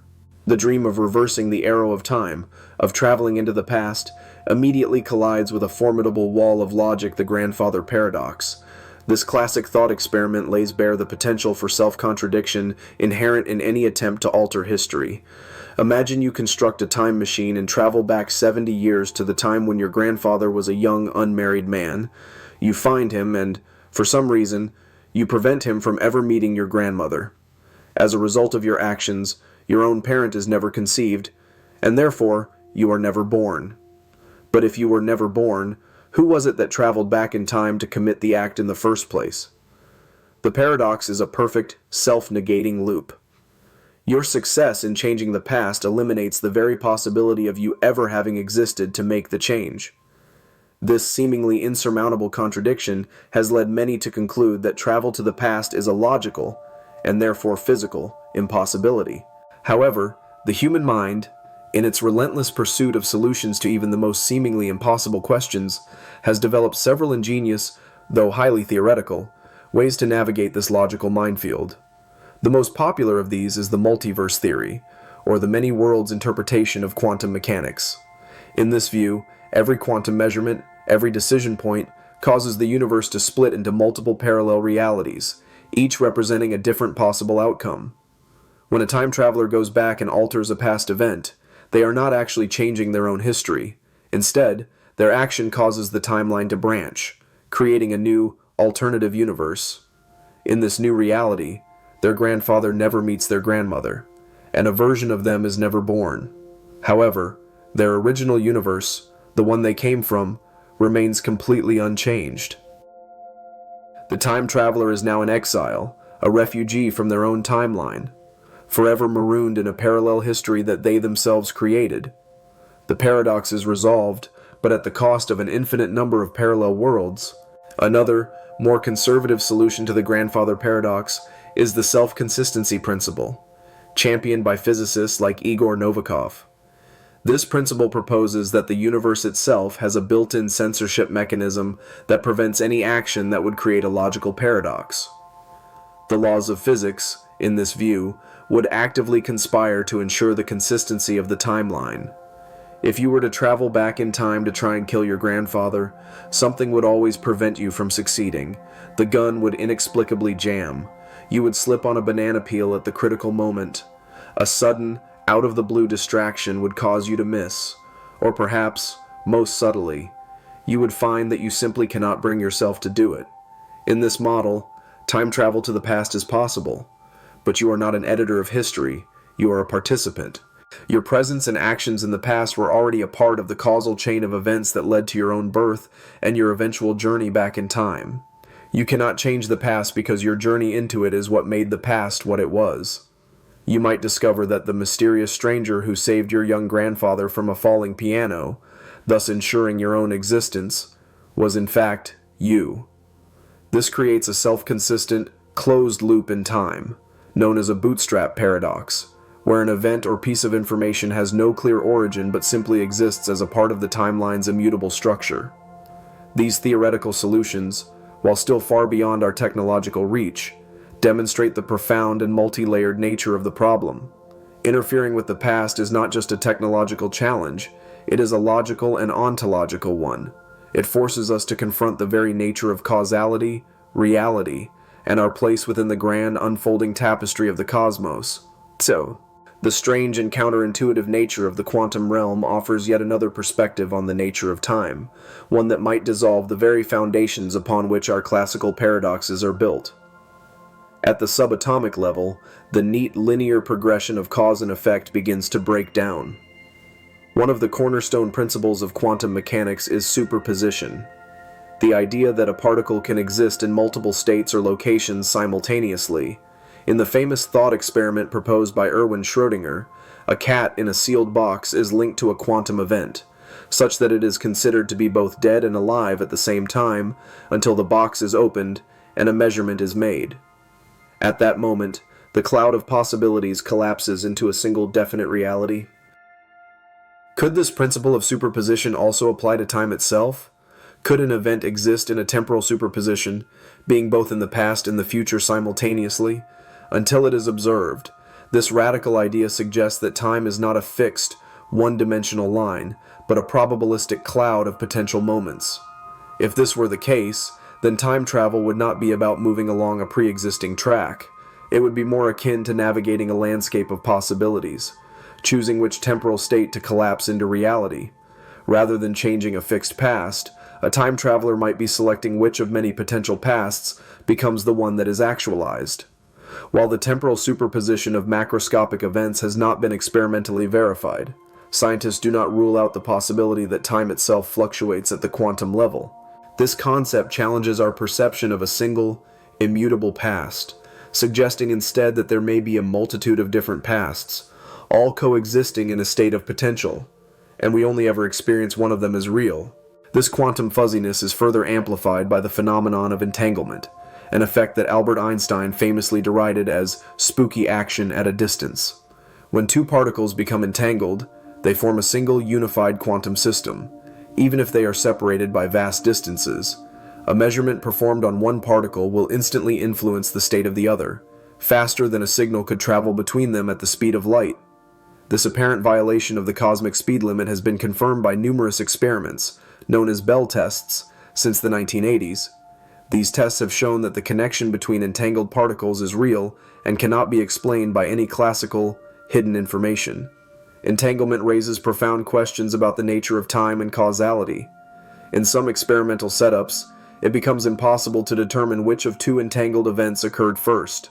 This ambiguity suggests that, at the most fundamental level, time may not be a strictly one-way forward-moving process.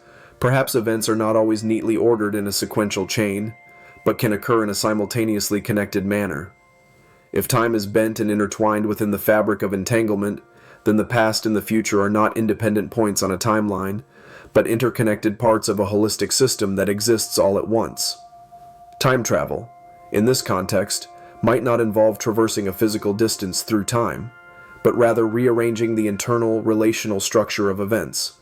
It would be a journey not through a landscape, but through the very logic of the universe, the quantum world, with its inherent uncertainty and non-locality, hints at a reality where the rigid boundaries between past, present, and future are not as solid as they appear. It suggests a universe where time is not a monolithic, absolute entity, but a complex, emergent phenomenon, woven from the probabilistic threads of the quantum foam. The culmination of these ideas from relativity and quantum mechanics leads us to one of the most profound and unsettling models of time ever conceived, the block universe. This theory, which finds its roots in Einstein's concept of a four-dimensional space-time, proposes that all of time, every moment from the Big Bang to the ultimate end of the universe, exists simultaneously. The past, the present, and the future are not distinct states, but different locations in a single, static, four-dimensional block. In this model, time does not flow like a river.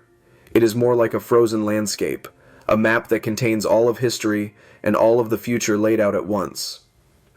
Our conscious experience of the passage of time is merely an illusion, a product of our consciousness moving through this pre-existing block, like a spotlight illuminating one frame of a vast cosmic film at a time. The dinosaurs are not gone. Their existence is simply located in a different part of the space-time block.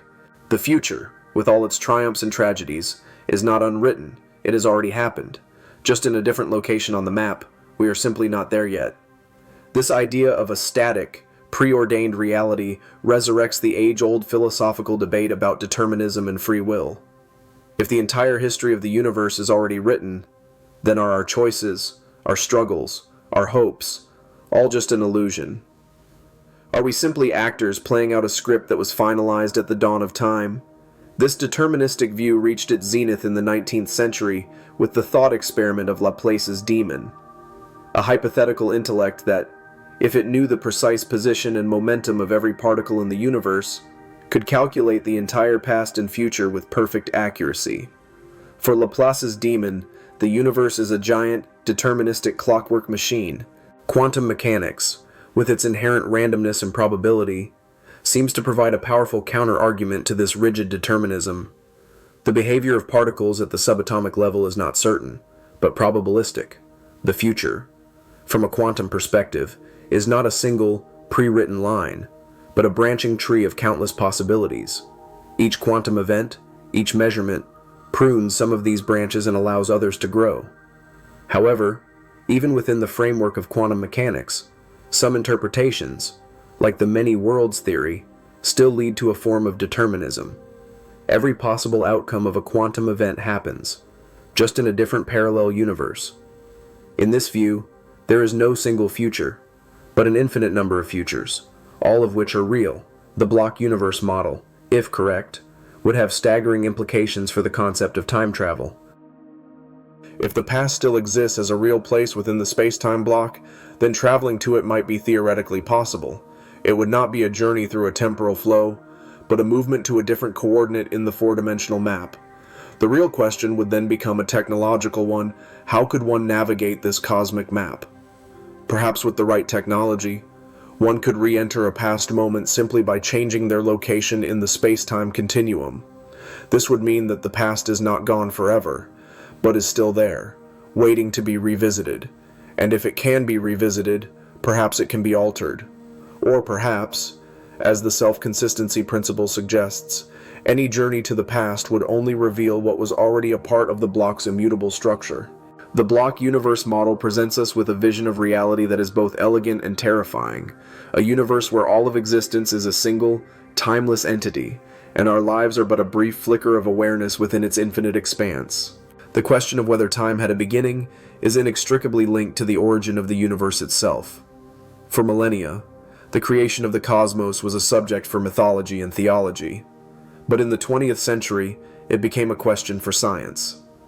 The Big Bang Theory, our current best model, suggests that the universe began approximately 13.8 billion years ago from a state of unimaginable density and temperature, and has been expanding and cooling ever since. But did time itself begin with the Big Bang? If the universe emerged from a singularity, a point of infinite density where the laws of physics break down, then it is possible that time, as we know it, also came into being at that moment. In this view, asking what came before the Big Bang is a meaningless question, akin to asking what is north of the North Pole. There is no before if time itself did not exist. The physicist Stephen Hawking, along with James Hartle, proposed a no-boundary model of the universe that elegantly sidesteps this issue of a beginning. They suggested that if we were to travel back toward the Big Bang, the nature of time would change. It would lose its linear directional quality and become more like a dimension of space. At the very moment of the Big Bang, space and time would merge into a single, four-dimensional, curved surface with no edge and no beginning. The universe would be a self-contained entity, coming into existence from nothing, without the need for a creator or a first cause. This model would make travel to a time before the universe a physical impossibility, as such a time simply does not exist. However, other theories, particularly in the realm of quantum cosmology, suggest that time may have existed before our universe. Some models propose that our universe arose from a quantum fluctuation in a larger, pre-existing vacuum, a sort of cosmic foam from which new universes are constantly bubbling into existence. In this scenario, our Big Bang was not the beginning of everything, but just the beginning of our particular pocket of reality. Time, in this view, could be a more fundamental aspect of a larger multiverse, with our universe's timeline being just one of many. If time is not a product of our universe, but an independent entity, then the past could extend infinitely beyond our cosmic horizon. Changing the past would then not only be a matter of manipulating physical events within our universe, but of understanding and potentially interacting with the very nature of this deeper, cosmic time. Understanding the origin of time is therefore fundamental to any discussion of its manipulation. It defines the very boundaries of the past we seek to explore or alter. Is the past a finite story with a clear first chapter, or is it a single volume in an infinite library of cosmic histories? The answer to this question lies at the very edge of our scientific and philosophical understanding. If our grandest theories of physics, from relativity to quantum mechanics, suggest that time may not be the fundamental, flowing river we perceive it to be, then we are forced to confront an even more radical idea: is time itself an illusion? And if time is an illusion, is the past also a part of that illusion? When we examine the fundamental laws of nature, we find that most of them are time-symmetric. They do not distinguish between the past and the future. The arrow of time, the one-way flow we experience, seems to be a product of thermodynamics, a statistical trend toward increasing disorder, not an intrinsic property of time itself. This suggests that our deeply ingrained sense of a flowing time, with a fixed past and an open future, may be a construct of our own minds. Our brains are wired to perceive events in sequence, to create a narrative of cause and effect. Our memory system stores experiences of what has happened, creating our concept of the past, while our prefrontal cortex constantly generates models and predictions of what might happen next, creating our sense of the future. But what if this mental sequencing does not exist in the external world? What if the past, present, and future are simply mental maps we use to navigate a timeless reality? This idea is not just an abstract philosophical thought, it has profound implications. If what we call the past is not an absolute, unchangeable reality, but a narrative produced by our brain, then the act of changing the past takes on a new meaning. It would not require reversing physical events in the external world, but rather transforming the mental representation of those events. Our feelings about the past are constantly changing. Traumatic events can be reframed through therapy, their emotional weight reduced. Nostalgic memories can be colored by present-day emotions. This flexibility of our mental relationship with the past suggests that even if the physical events are fixed, their effect on us is not. This is where the boundary between the physical and the psychological becomes blurred.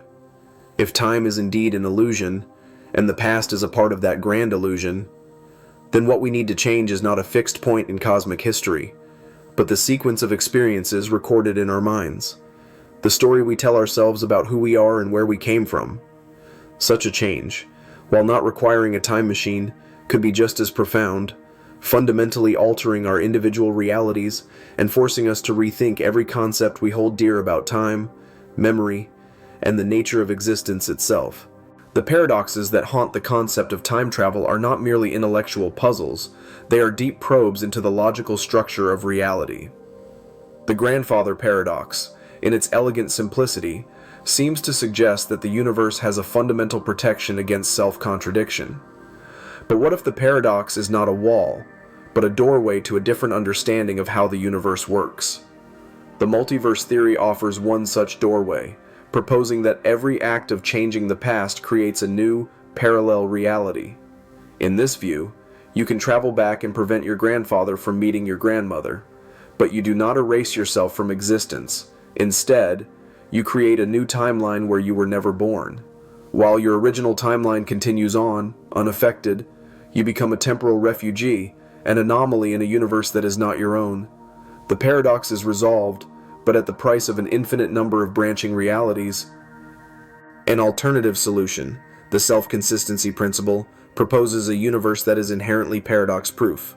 It suggests that any attempt to change the past is doomed to fail, not because of some mystical force, but because the laws of physics themselves would ensure that the timeline remains consistent. Your journey to the past, and every action you take, were already part of the historical record that led to your existence. You cannot change history, because you are a part of it. This idea leads to the equally mind-bending concept of the bootstrap paradox, where an object or a piece of information can exist in a closed causal loop, with no discernible origin. Imagine a time traveler who is a great admirer of Shakespeare. They travel back to Elizabethan England with a complete collection of Shakespeare's plays, only to find that Shakespeare himself does not exist. In a panic, to ensure the plays are still written, they publish the works under Shakespeare's name. The question then becomes who actually wrote the plays. The information exists in a loop, with no starting point. These theoretical solutions, the multiverse and self-consistency, do not necessarily rule out the possibility of time travel. Instead, they place profound limits on what it might entail. They suggest that time is not a fragile, easily broken thread, but a robust system that either contains its own solutions to paradoxes or prevents them from forming in the first place. Solving these logical conundrums may be the key to unlocking a deeper understanding of the nature of time. Perhaps the universe is not as fragile as we think.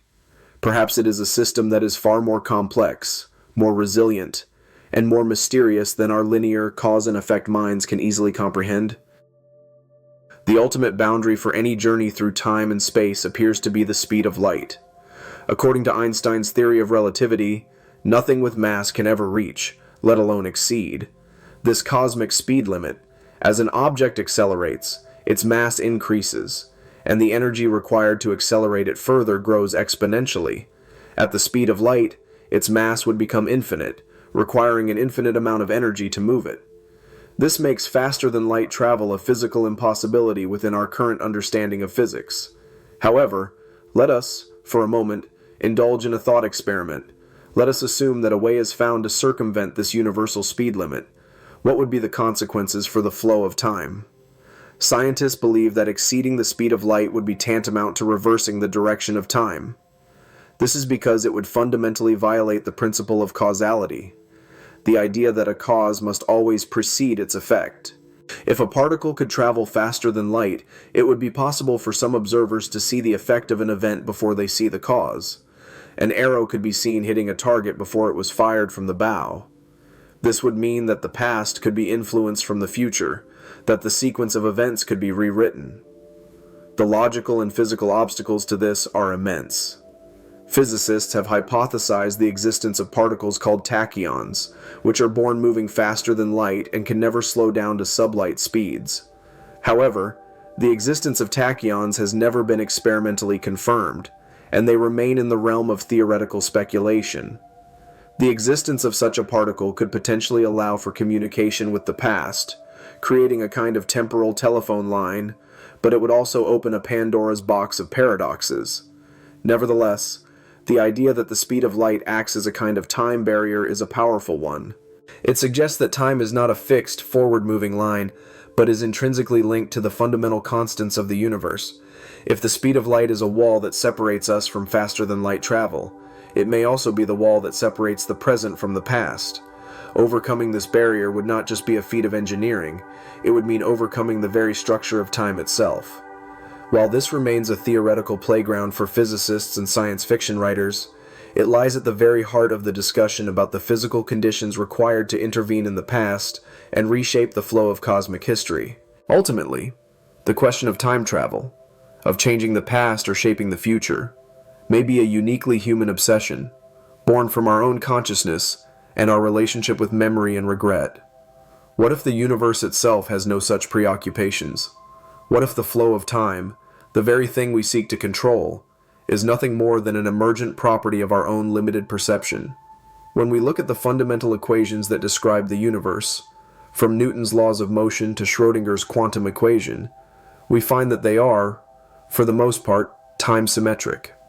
They run just as well backward as they do forward. The laws of nature, at their deepest level, do not seem to care about the direction of time. The only major physical law that seems to impose a direction is the second law of thermodynamics, which states that entropy, or disorder, always increases. The universe moves from a state of low entropy at the Big Bang to a state of ever-increasing disorder. This thermodynamic arrow of time seems to dictate the one-way flow we experience in our macroscopic world. But this is a statistical law, a trend, not a fundamental, inviolable rule for time itself. This suggests that the flow of time may be an illusion, a story our brains tell us to make sense of a reality that may be timeless. Our memory records the past, and our expectations plan for the future. But this sequencing of events may not exist in the external world. It may be a purely mental construct. If time does not truly flow, then the past and the future are not distant lands, but mental maps. In this case, changing the past would not mean altering a physical event that has already occurred, but reorganizing the record of that event in our minds.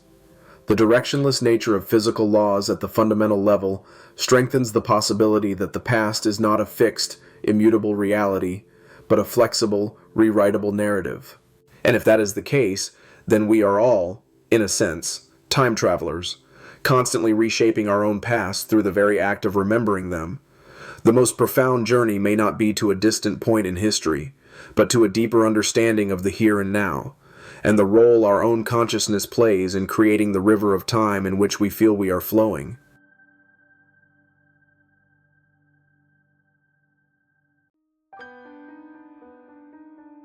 Imagine a world where every decision, every chance event splits the universe into countless parallel realities.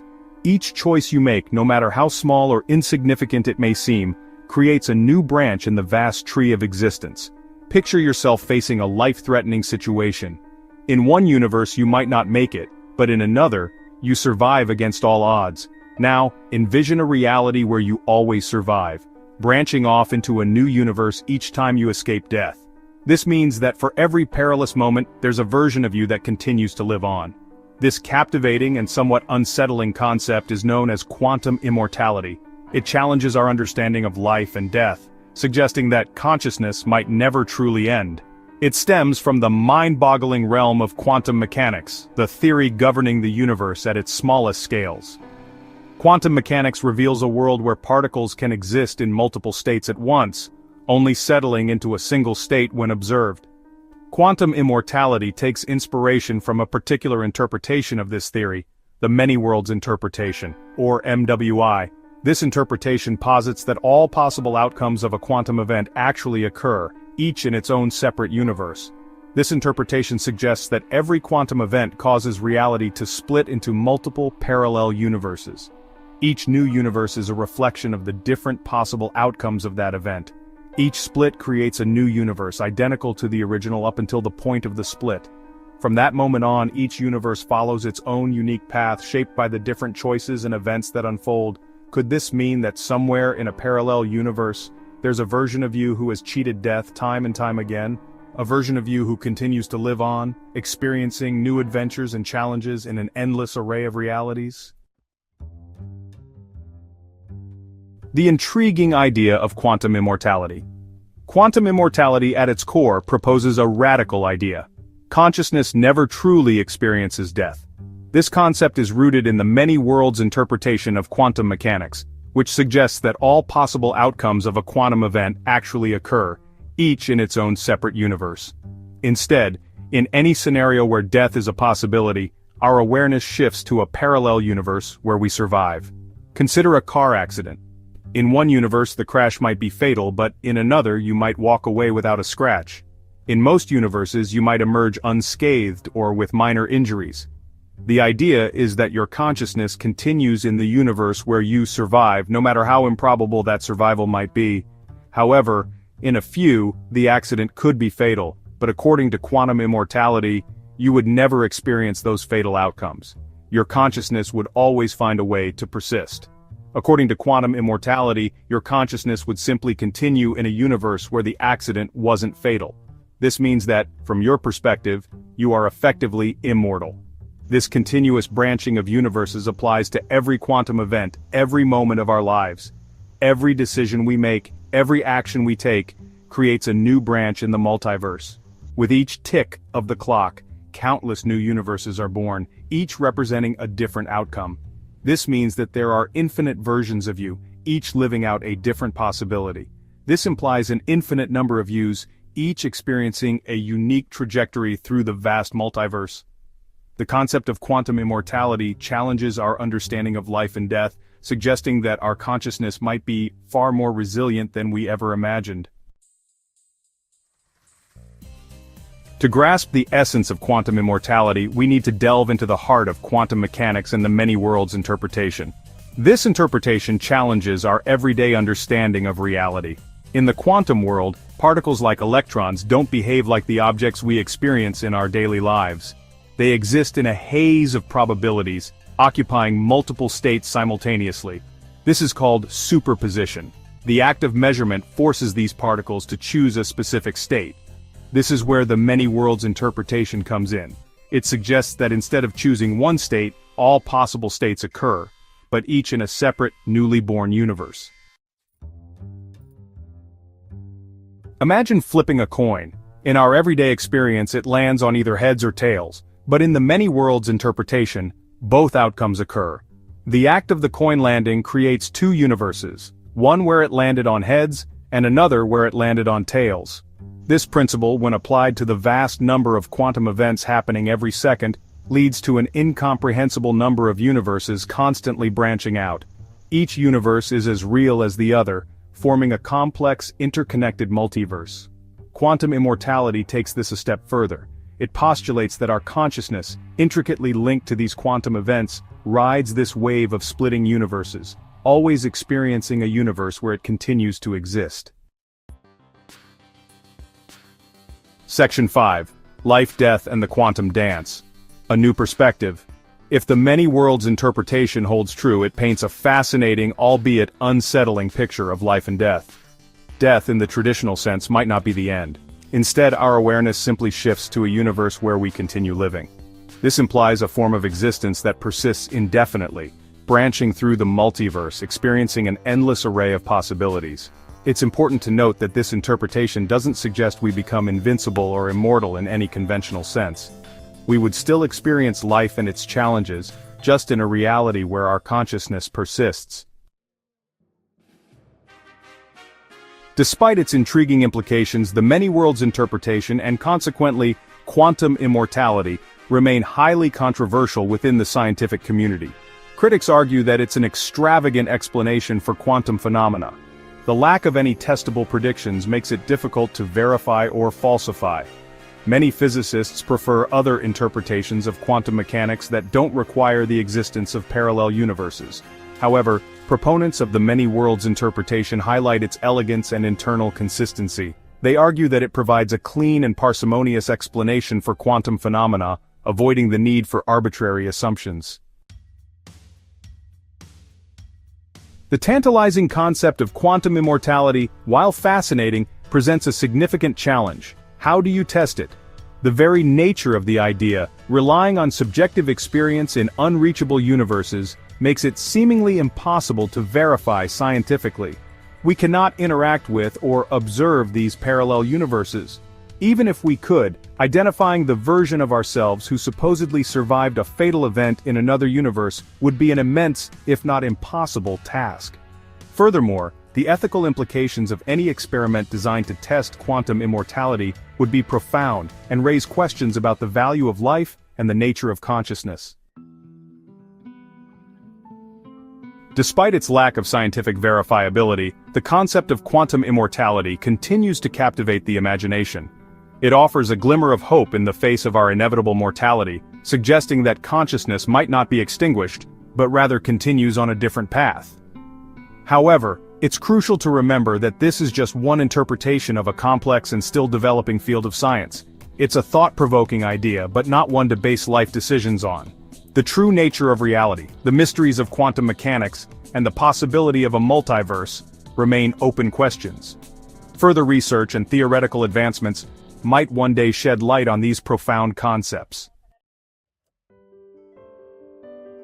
Whether quantum immortality proves to be a scientific reality or a captivating thought experiment, it highlights the remarkable nature of the universe we inhabit. It compels us to question our place within the vast cosmic tapestry and the nature of our own existence.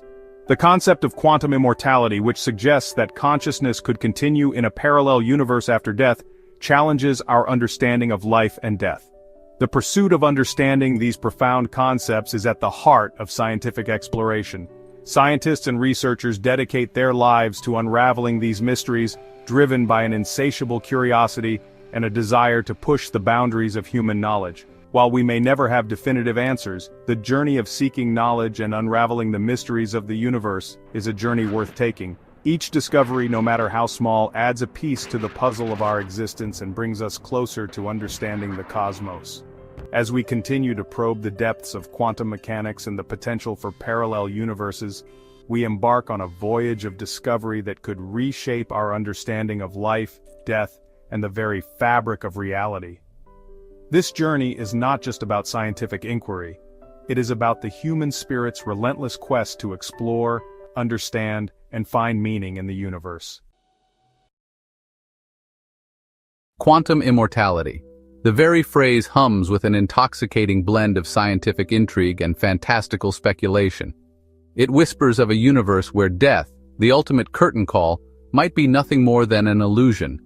Imagine a reality where consciousness, intertwined with the very fabric of existence, navigates a labyrinth of endless possibilities, always finding a path where life continues. Could this be a glimpse into the true nature of our reality, or merely a seductive siren song of wishful thinking? The allure of immortality is ancient, woven into myths and legends across cultures. From the elixirs of ancient alchemists to the fountain of youth sought by explorers, humanity has always been captivated by the idea of living forever. Yet, quantum immortality offers a distinct flavor, one seasoned with the complex equations and perplexing principles of quantum mechanics. It suggests that our understanding of life and death, of beginnings and endings, might be far too simplistic, a mere shadow cast by a far grander, more intricate reality. In this quantum realm, every decision, every action spawns a multitude of parallel universes, each with its own version of events. Imagine a maze with countless pathways, each leading to a different outcome. In one path you might meet your end, but in another you continue to thrive. This is the essence of quantum immortality, the idea that there is always a version of you that survives, no matter the odds. But is this tantalizing promise grounded in scientific rigor or merely a fantastical flight of fancy? The concept challenges our very understanding of reality, pushing the boundaries of what we consider possible. The allure of immortality is ancient, woven into myths and legends across cultures. From the elixirs of ancient alchemists to the fountain of youth sought by explorers, humanity has always been captivated by the idea of living forever.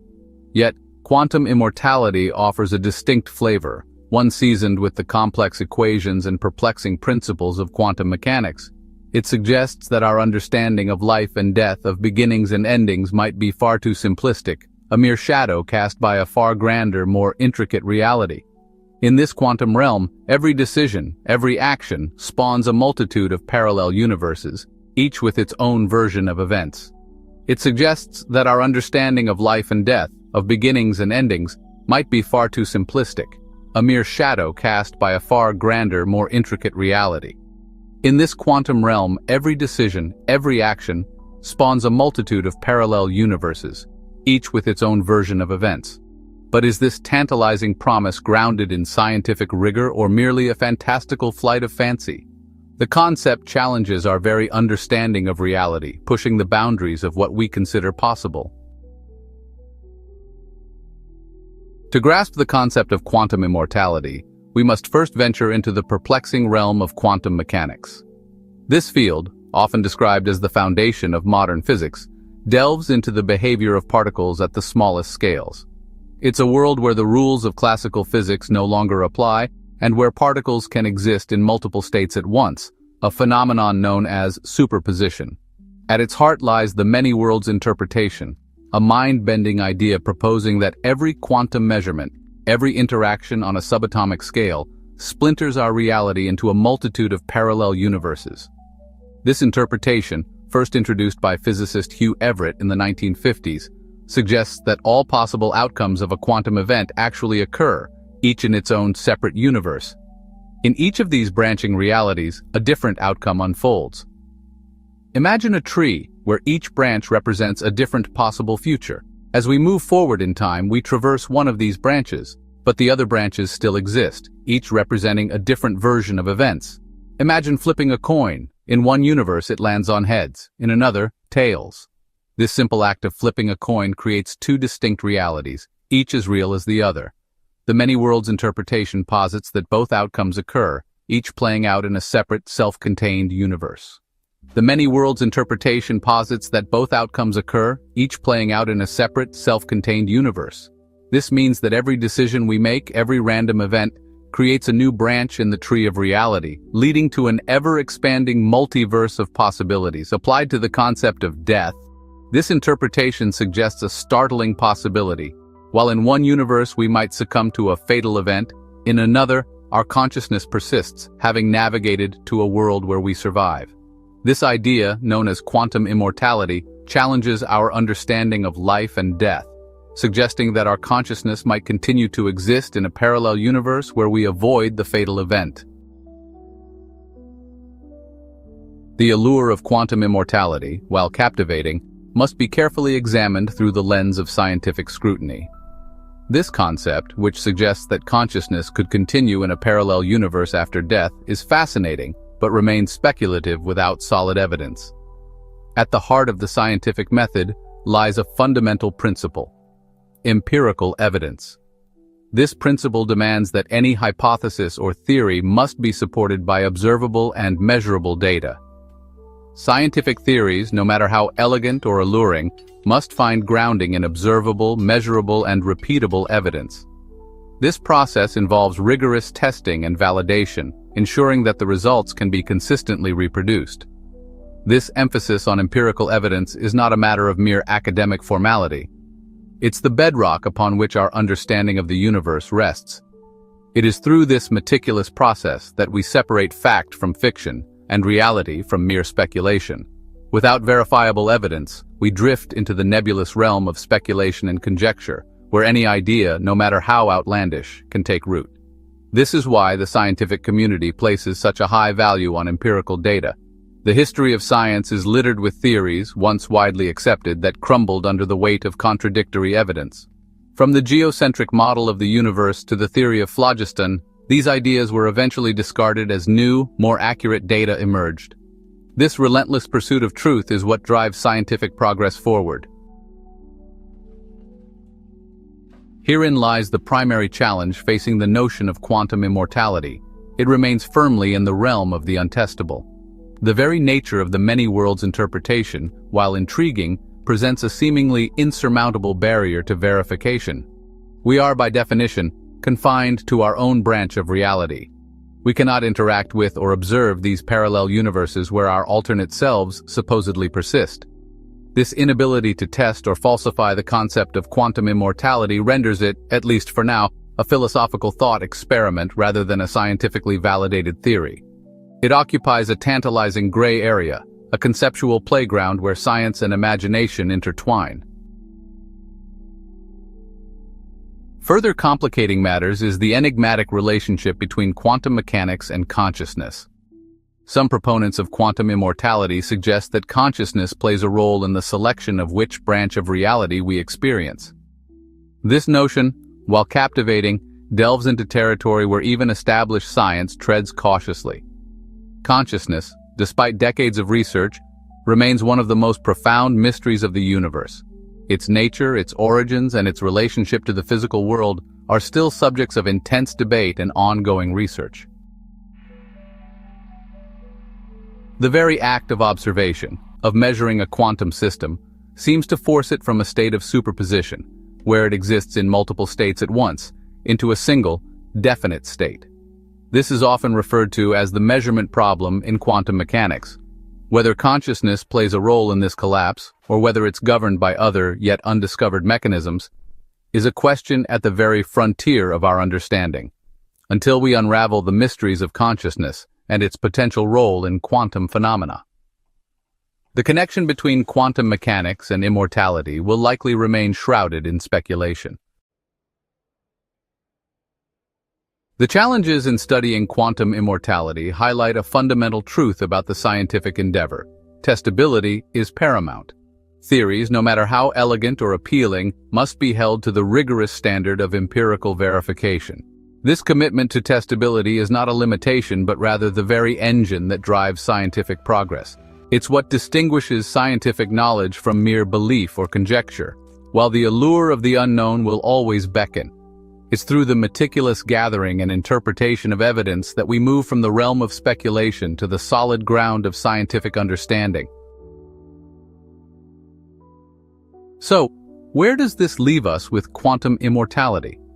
It remains a captivating idea, a tantalizing what if that sparks our imaginations and challenges our understanding of life, death, and the nature of reality itself. However, in the absence of verifiable evidence and with the significant hurdle of testing such a concept, it remains firmly in the realm of speculation. This doesn't invalidate the concept, but it does place it outside the current framework of scientifically validated theories. It serves as a potent reminder that our understanding of the universe is constantly evolving. The story of quantum immortality, then, is not necessarily one of a definitive answer, but rather an ongoing exploration. It's a testament to the power of human curiosity, our relentless drive to explore the boundaries of knowledge and to grapple with the most profound questions of existence. While quantum immortality may never graduate from a captivating concept to a scientifically proven reality, the very act of contemplating it pushes the boundaries of our understanding and fuels the engine of scientific inquiry. And in that journey of exploration, in the relentless pursuit of knowledge, lies a beauty and wonder that transcends any definitive answer. Quantum immortality, a concept both exhilarating and terrifying. It challenges our fundamental understanding of life, death, and the nature of reality itself. Imagine a world where death is not the end, but a doorway to countless possibilities. This is the essence of quantum immortality, a mind-bending concept rooted in the strange and wonderful world of quantum mechanics. At the heart of this idea lies the many worlds interpretation, proposed by physicist Hugh Everett III. MWI suggests that every quantum measurement or event causes the universe to split. Each split creates a new world where a different outcome unfolds. In this grand tapestry of parallel universes, every possibility exists simultaneously. Quantum immortality takes this a step further. It proposes that while we may experience death in one universe, our consciousness persists in another where we survive. This endless cycle of near-death experiences across parallel worlds presents a profound challenge to our perception of mortality and the very fabric of our existence. The implications of quantum immortality are vast and far-reaching, touching upon the realms of physics, philosophy, and even our deepest existential anxieties. It compels us to confront profound questions about the nature of consciousness, the meaning of reality, and the ethical implications of living in a world where death is not the end, but merely a transition. To grasp the concept of quantum immortality, we must first delve into the mind-boggling realm of the many worlds interpretation. This interpretation of quantum mechanics, though controversial, offers a radical departure from our conventional understanding of reality. In the quantum realm, particles exist in a state of superposition, meaning they can be in multiple states at once. When we measure a particle's state, the superposition collapses, and we observe only one outcome. MWI posits that this collapse doesn't occur. Instead, the universe branches off, creating separate realities for each possible outcome. Imagine flipping a coin. In MWI, both heads and tails exist simultaneously, each in a different universe. We, the observers, also split, experiencing one outcome in our reality while our other selves experience the alternative. This continuous branching creates an unimaginably vast multiverse, a tapestry woven with every possible quantum event. It's a world where every decision we make, every path we don't take, plays out in a parallel reality. While MWI remains a theoretical framework, it challenges us to expand our view of the cosmos. It suggests that our universe might not be the only one. Instead, we could be part of an infinitely larger and more complex reality than we ever imagined. Central to the concept of quantum immortality is the question of consciousness. How does our awareness, our sense of self, factor into this equation of branching universes? Does consciousness split along with the physical body, or does it somehow transcend the boundaries of individual realities? Some proponents of quantum immortality argue that consciousness is not confined to a single universe.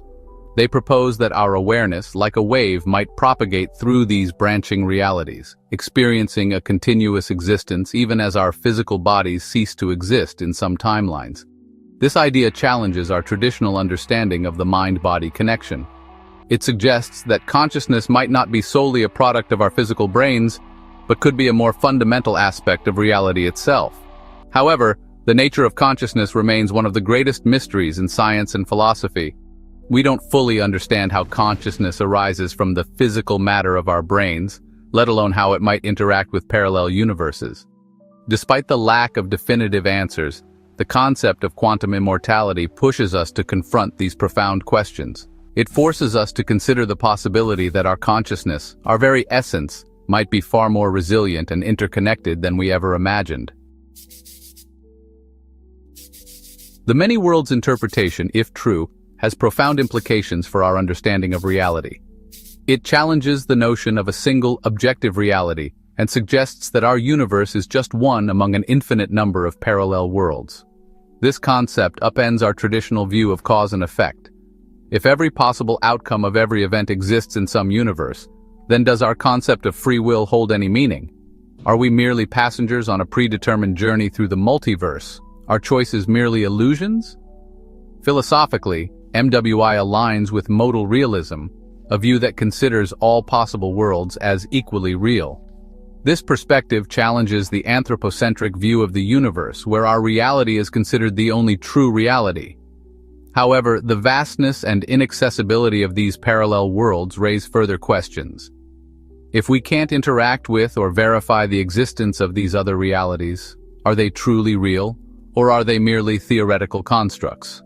Despite these uncertainties, the possibility of a multiverse compels us to reconsider our place in the grand scheme of existence.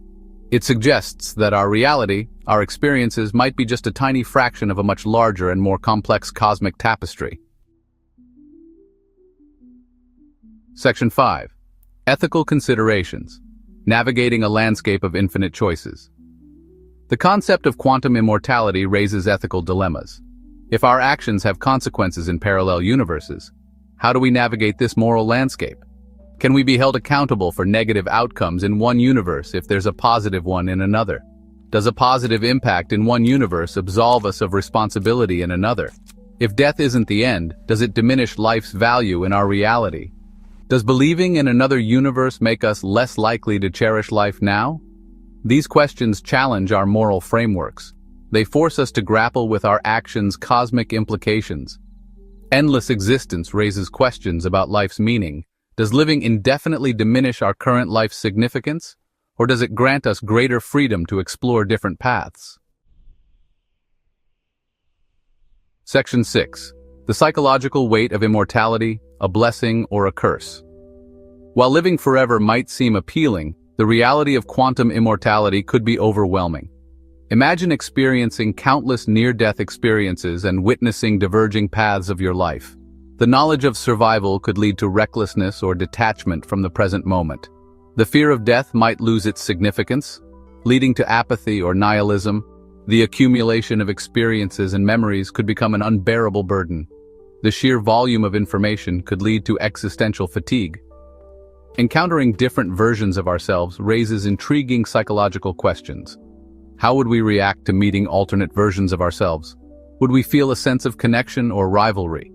The psychological implications of quantum immortality are complex and multifaceted.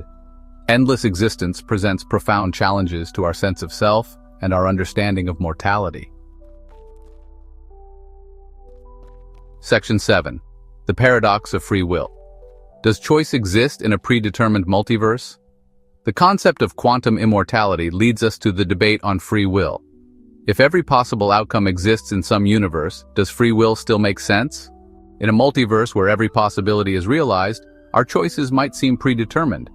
If every decision already exists somewhere, what role does our choice play? This deterministic view can be unsettling. It challenges our sense of agency and control.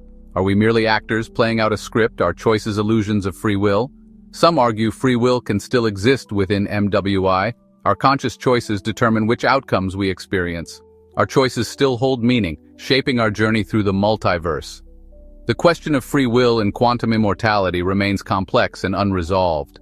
It forces us to grapple with the nature of choice, consciousness, and reality. Section 8. Quantum immortality and the search for meaning. A new perspective on life and death. Quantum immortality, while speculative, offers a unique lens through which to examine the meaning of life and our relationship with death. It challenges our fear of mortality and invites us to consider the possibility of an existence beyond the confines of our current understanding. If death is not the end but a transition to another reality, it could profoundly impact our approach to living. It might encourage us to focus less on fearing death and more on living life to the fullest in the present moment. Furthermore, the concept of experiencing countless lives in parallel universes could provide a sense of comfort and hope. It suggests that even if we face hardship or loss in this life, there are other realities where things might unfold differently. However, this perspective also requires us to confront the potential for existential angst. The sheer vastness of the multiverse and the knowledge that our lives are but a tiny fraction of an infinitely larger reality could be overwhelming. Ultimately, whether quantum immortality provides solace or existential dread depends on our individual perspectives and beliefs. It challenges us to find meaning within the context of a potentially infinite and ever-branching reality. Section 9. The value of speculation. Fueling scientific and philosophical exploration. While quantum immortality remains a theoretical concept, the very act of contemplating such ideas holds immense value. Speculation, even when venturing into the realm of the improbable, plays a crucial role in advancing human knowledge and understanding. By exploring unconventional ideas like quantum immortality, we push the boundaries of our current understanding and open up new avenues for scientific inquiry. These thought experiments, even if they prove to be false, can lead to unexpected discoveries and breakthroughs.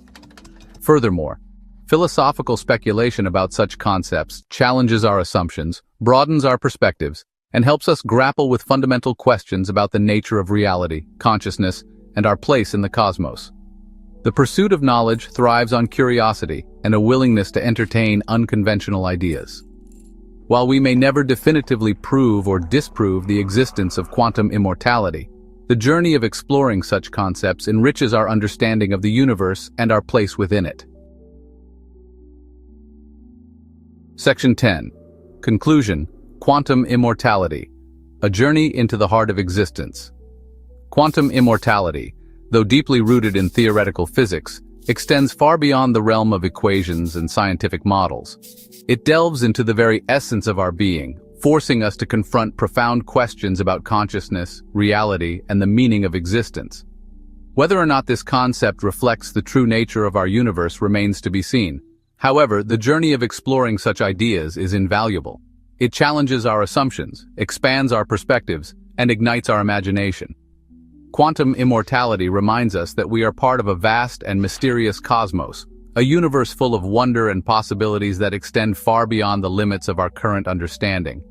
It encourages us to embrace the unknown, to question our place in the grand scheme of things, and to never stop exploring the infinite frontiers of knowledge and imagination. The quest to unravel the mysteries of quantum immortality is ultimately a journey into the heart of existence itself. It is a journey that challenges us to confront our deepest fears and aspirations, to expand our understanding of the universe, and to embrace the profound beauty and mystery of the cosmos.